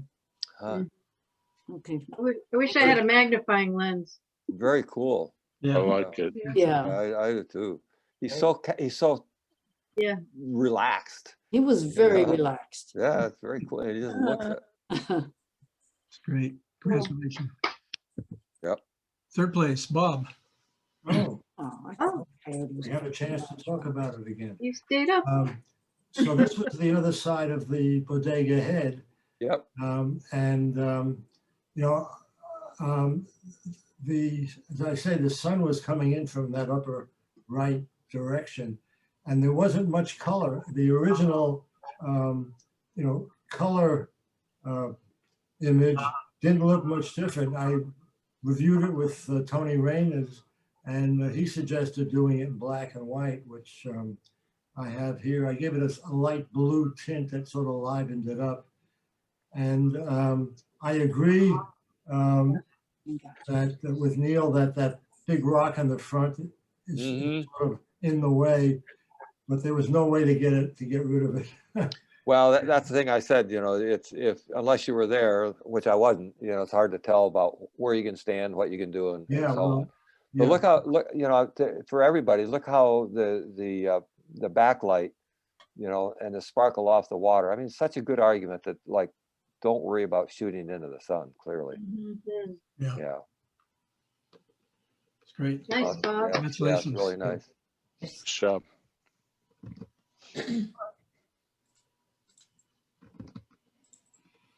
Second place, Guy Miller. So great. Beautiful. Yeah, it is amazing. Wonder where he took that. It kind of looks like Mount Tam. Okay. Yeah, towards the sea. Oh yeah, towards the ocean. Yeah, I can see that. I don't think the ridges are quite right. And first place, Herb. Oh my gosh. This Yeah. is so beautiful. Very nice. Great. Isn't that amazing though? Yeah, amazing is right. We're Is that your famous model? Yes, it is. This is my supermodel spouse, again, 100 yards ahead of me. And it's probably my favorite place in Death Valley. It's Eureka Dunes. And the only challenge with photographing Eureka Dunes this late in the day is that you need to camp there, and it's a primitive campground. So nonetheless, it's a 4-wheel drive road sometimes, so to be careful with it. Huh. But this was high. I don't usually do high key images, but that's the way it pretty much came out of the camera. And there's some little bit of black in my wife there, so I guess I've got the full range. Thank you. Perfect. Boy, it's just amazing. Great job. Yeah, yeah, Love that. yeah. Everything about it. Hey, honorable mention, Steve Ruddy. Oh, Steve, that's so great. Yeah, isn't that beautiful? Yeah. Yeah. You can really feel the power. The Oh detail. my gosh. Beautiful. Third place, Tony Reyness. Hey. I thought that was Tony. Nice jobs. No, Rust, Tony? what does he say? Rust, dust, and crust? That's his motto? Yeah. That's what attracts him. Okay. Well, that really works. It has a lot of symbolism to it. Really nice. Tells the story. Yeah, totally. And tomorrow. Second place, Tamara. Thank you. It's a crazy place, and it's a very, very dangerous place. And this is more of my shoot from the hip with a tiny pocket camera, because you can't take, you have to have somebody with you, and yep. We were trying to go work on a project there, and I that was another one, like, don't pull the camera up, and I didn't ask to take this picture because it was a little kid, so it was a little iffy, but it was beautiful in color too, because it was a green curtain and it was very colorful, and so I was but the trash was so distracting in color that I Is it burning? yeah, and what they do is they heat these drums. Some of you guys will remember another picture I had of a priest or a guy in full robe standing there with his drums that I did in my master's presentation. They heat these drums, burning the trash, because it makes them, I think it's louder and deeper or something. It changes the tone of the drums. And so while they're all waiting to go to church, they burn all their trash and they put these drums next to them. And the guy, not this little girl, of course, but that other guy that I took pictures of, he was explaining that to me, and he would hit them before and after, and warm it up. And I think they got lower and louder. Your photos always make me want to know so much more about the area and the people. Yes. Oh, thank you, Terry. Yeah, I can see that. Thank you. Well, it's a sad place, but anyway. In first place, Terry. I knew it. Everything you said about what you saw in this, I took it. Oh. It was at the Guerneville Gay Parade, and it's such a genuine moment of care. And yeah, totally. Yeah. Yeah. people don't Got always it, Terry. openly, so. Let me ask you a question. Did you talk to them, or do you know them, or did you talk to them? Normally I do talk to people, but they were across the way. Okay. In a situation like that, I'll try to make eye contact and let them know that I'm taking your picture, and give them that moment to decide whether that's okay or not. Right. And sort of an unspoken. For everybody that's still here, let me ask you a question. How many of you give pictures back? How many make prints and hand them back to people, or not maybe hand them back, but email them or something like that? Yeah. Usually I'll take the addresses, but this wasn't one of those instances. How many of you get asked for a photograph? Did you get asked for a photograph? Like, oh, would you send a photograph to me? No, a couple times. No. One of the suggestions I would make would be to have some business cards printed up. Yeah. With your name, your email, and photographer. Say, Terry, whatever, photographer, with your email address, hand them the card and say, if you'd like a photograph, email me, remind me who you were, and I'll email you a photograph. I do that personally, but the cards are something that I've thought about and just haven't gotten to. Yeah, and the thing is, if you ask somebody, would you like a picture? Of course, they're going to say yes, right? So then you're going to have 50 emails to do. But if you hand them a card and say, email me first, that'll cut down on the number of people that you have to email pictures to. But it also makes a little connection. It's good. Yeah. Nice idea. Yeah. I used to take their addresses, but that got so complicated. Exactly. That's why the card works. Yeah, exactly. Thank you for the idea. Yeah. Anyway, this is a beautiful photograph. Yeah. Well, thank you. Yeah, I like the card idea. Okay, journalism. Okay. Elizabeth. Oh, I think I have to go back to Indonesia. It was kind of interesting that my guide told me that Durafresh, the second company, had done this painting. And when I did the research for this competition, I found out that it had been Philip Morris and it caused quite a controversy. So it just made the story more interesting.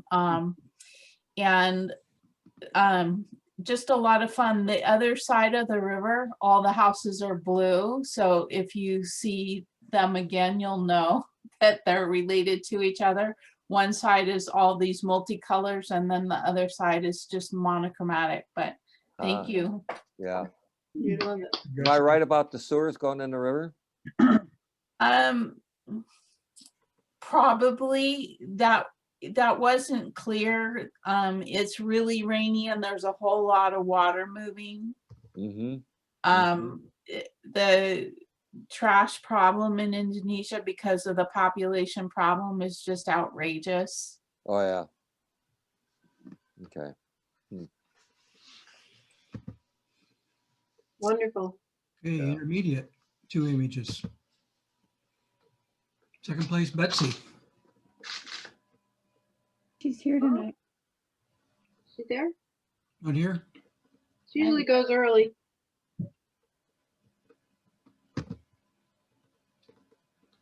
And actually, I remember talking about that. I've seen that image and that's her shoulder. She's taking the picture of herself getting a Is that right? That's a nurse. Wow. She was using a phone camera, right, Tricia? Right. Wow. So you're being serious? Oh, yeah. Oh my gosh. It's amazing. So I was kind of wondering about the people's identity. That's good. Clever. Yeah. First place, Gus. Thank you. Actually, I was in Santa Rosa and it was orange, but I needed to go to Hillsburg, and then I realized it was blue, so I just continued going and going until I got to this place, which is Jamestown, where the Jamestown store used to be. Yeah. And I use a wide angle lens, and the starburst didn't bother me, of course. Yep. But I felt that if I cropped it, then I would have to figure out what to do with the flares, and I wasn't sure if I could edit them on Journalist. So okay. I just left them. Yeah. Those are the spaceships with the laser beams that started the fire. Yeah, that's what they say. Oh my God, that is perfect. Thank you. Congratulations. Phew. So you've got it on film. It's proof. Yep. Yeah. Congratulations. Yeah. Third place, Bill Clark. I don't think Bill's here tonight. No, we haven't seen him in a while. I'm glad he keeps entering though, so we could see. Yeah, exactly. I like that shot too. Yeah. Second place, Jennifer. Oh, hi, thank you. I just every year have to go out and look at this mustard, and usually it's so crowded, and this year it was so empty. I did have one photo that had bicyclists who like to ride back roads past all the but I thought putting 3 photos in might be too much, so I just put these two. But That one is, that picture there Yeah. is I like really how that flows. gorgeous. Great. Ask it, not from being up from that area, this is a dumb question, but those are grapes, is that right? Grapes, yes. Those are the old vines. I was gonna say, but do they still produce? They look like Zinfandel. Oh, yeah. It's the organic Ah. organic farm here because they Okay. you don't see the clear spaces where they put the Roundup on it. Okay. Oh, yeah. Okay. Yeah. Wow. That's neat. Okay, first place, Gary. Thank you. Oh, okay. Yeah, I wanted to kind of show here the three different pictures because we're headed for trouble this year, I'm afraid. Yep. Yeah. I checked the lakes again just yesterday, and with this last rain, they were only up maybe an inch or two. And so I wanted to do all three counties, and that's why that was the best one on the middle one with the trucks. But I thought the trucks kind of give you an idea of the size of the truck compared That's to a how good- far. that's So a it's good a point. comparison on that, you know. But and then on the Lake Sonoma, I was up there last week trying to do a little fishing and doing some photography and stuff like that. But this was one I had taken the week before that on one of the mustard trips. We went up there and it was actually showed better the water level being down and maybe the impact of the lake, lower lake level. And so, yeah, there's this rain we just had. It showed a ½ inch up there at Lake Sonoma. And, you know, the ground is so dry now and it just absorbing everything. Yep. Wow. I like Yeah. this image. Yeah, I do too. Angle you chose doing 3 different places. Yeah, I wanted to show all the three counties. Yeah, you know, and that rather than just one place. Yep. Very cool. Nice job, Gary. Thank you. Congratulations. Yep. Okay, masters, 4 images. Honorable mention, Terry. Well, thank you. This was a really great place. We really wanted to get the horses in the water there, but they were not obliging. I really like your comment on that second photo. Something bothered me and I couldn't figure out what it was. And I do on wide angles sometimes tend to get too much information there. And so that really made sense to me and it would make this stronger. And that last photo, I was actually helping her try to keep people from zooming in because the people in cars are just totally unconscious, even with the two of us standing in the middle of the road. Wow. They were just zooming along. So I was a little distracted and I didn't get him before he got in front of the horse's head. So I really hated that, but I put it in because the basic concept I thought was it tells the story. So one thing about wide angles, I mean, probably 70% of everything I shoot is with a 24. Okay. Real wide. But for me, a wide angle is not to get everything in, it's to get close and intimate. Right. Yeah. And so, you know, that's basically what I do is, in fact, I've got this one photograph of a guy in West Virginia. He's the mayor of the town. And I'm like, you know, I'm like this, you know, and he looks at me out the corner of his eye. He says, I'm literally, my camera's 1.5 feet from his face, but the town is in the background. He's the mayor of the town. That's the point. And I remember he looked at me, kind of looks at me in the corner of his eye. He said, you're kind of close, aren't you? And back up, Loretta. Yeah, but that's the whole point, is to get close, get intimate, and not necessarily show everything. In fact, I think one of my heroes is James Nechtway. Sure, yeah, that's a good example. Yeah, for sure. Yeah. But this was the problem with that second photo. Was also one that you mentioned on another one I did in travel. That was the castle. And yeah. The same problem that it bothered me that I couldn't figure out why. Yeah. So this is really helpful to see good. that lens. Okay. Yeah. So if you can't see my cursor, but on that last one, if you could go back to the road one, you know, if what I would do, I would stand 6 feet away from her with a wide angle. Okay. She dominates the frame. She's gesturing for traffic or something like that, and you have the horses in the background. Yeah. Right between the two. Yeah, yep, Yeah, I would have done it. yeah. The horses were not obliging though. Well, I can see that, but you could also crop this and it would change it quite a bit too. So, Thank you. yep. Place. Tim. I saw, yeah, Tim's here. Yeah, I'm still here. Can you hear me? Yes, we can hear you. My son lives in Jamaica Plain, so we visit often. And this was actually taken from my history class. So he was in my history class.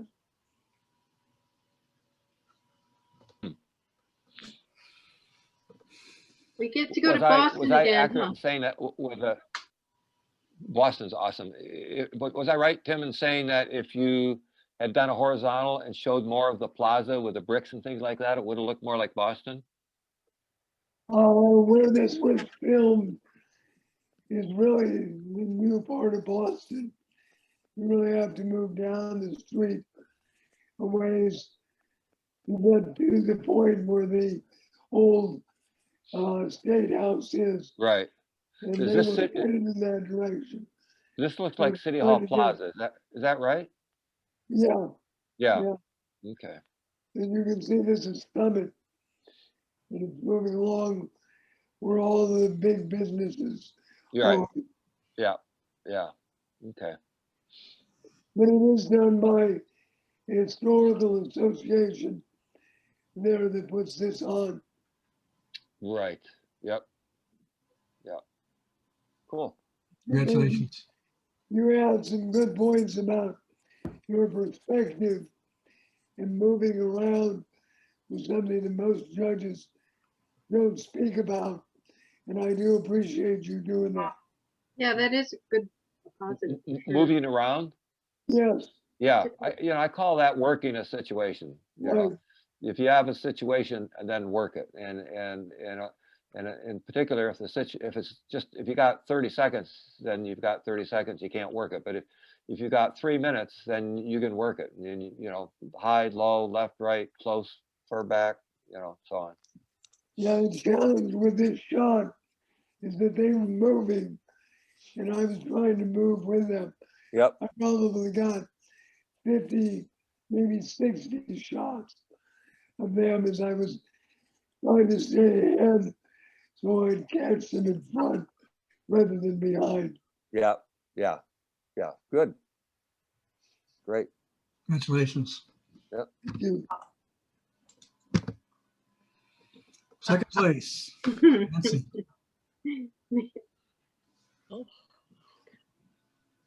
My one of my favorite places to go, and I don't know very much anymore since they have the very restricted photographic now, where they don't want people to take any picture unless you have permission ahead of time.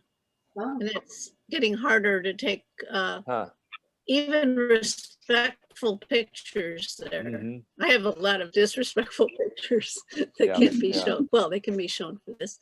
But yeah, and so I've been there 2 or 3 times and I've never had a problem. Everybody's very friendly and open. it has been the last year. There was like things sent out about photographers, and they're getting it's like ask first. It goes back to people who would come up and touch people without because they might be nude or whatever to think that they could be touched, which is wrong. They put photographers in the same vein of taking pictures like you're molesting people. But And it would also be very easy. It'd also be very easy to be exploitive. I think they're probably concerned about that. Yeah, the word is taking. Yes. Yeah, exactly. That's right. Yes. But what I love most about this is the 2 women have almost the same expression of their mouths, even if one is very subtle. Yeah. And so, yeah, cool. Good. Congratulations.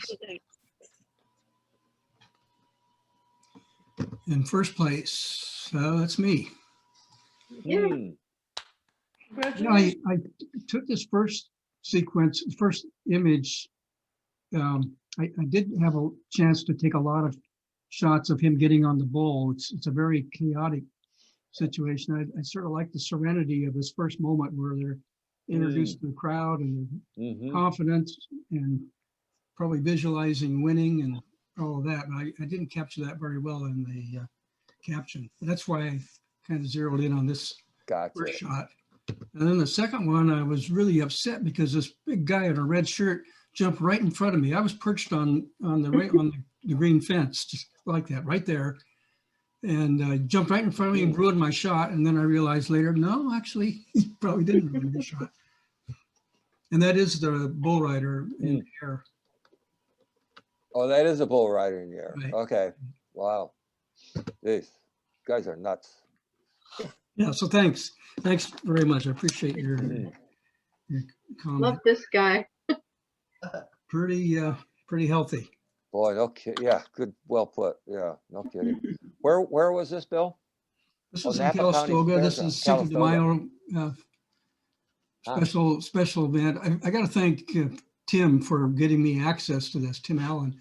2 days before, he took me to take shots of the carnival, and Tim went right into the front office in the fairgrounds and told everybody what we were doing, and I got introduced to the security guards and everything else. So then 2 days later, Sunday comes around, they're having this event, and everyone is forced to stay outside the enclosure there. And I went in, and the security guy recognized me from the day before. Oh, nice. It was great. I was just me and the photographer from the Napa newspaper were actually in there. Nice. I think it helped to have 2 cameras as well. Yeah. Yeah, isn't that funny? But you're right. Yeah. Great location. Yeah. So thank you, Tim. Yeah. Okay. The moment you've all been waiting for. Best of show. Best of all the first place images. And here it is. Yay, Nancy! Yay, Nancy! Congratulations! Oh, yay! Oh, cool! Oh, how cool! The impact was full. Yeah. If I could have done 2, I don't know if it's okay for me to say this. Yes. If I could have done 2, it would have been this and the dunes. Yes. Oh, the dunes are great. Oh my God. They're so great. Yeah, I mean, they were unbelievable. And my guess is that, you know, I talked earlier about biases and things like that. So this is perhaps maybe a bit of my biased journalism showing through, you know, my journalistic bias coming through. But this is such a great moment. Like you said, the eyes and the little girl in the background and just the energy of that and the focus and the concentration of the kids, the light, everything about it. Yeah. And, you know, it's interesting. I'll put any kind of photograph on a wall. You know, somebody said they were a hero of James Knockway. You know, I'd put a print of his on the wall. I don't care what the subject matter was. But the dunes, that dunes photograph, that should be blown up to 4x6 and put on a wall someplace. It is just remarkable, unbelievable. And this too. Herb, are you here? Herb, are you here to hear this? Actually, yes. Thank you very much. Excellent. To bed here, so thank you. Yeah, no, that photograph is just amazing. You gotta pay your wife. Great. Hey. All right. Yeah. Thank you. Yeah. Appreciate your comments. Yeah. What I was saying was like you know, for me to choose between the 2 is just like a real challenge. Yeah. No. Well, that's great. Thank you. Yeah, you bet. You bet. Okay, that's it for the evening. Okay. Thank you so much, Great, Neal. thank you. Yeah, Neal, thanks for staying with us for the whole evening. Oh, no problem. It was a real gift, and I really enjoy it. thank you. You Yeah, did a thank lot. Follow you you for for allowing me to be a sure. part of So it. much. I Right, enjoyed it. thank you. Yeah, you bet. Good night, everybody. Good night. All right. Good night, everybody. Good night. Oh.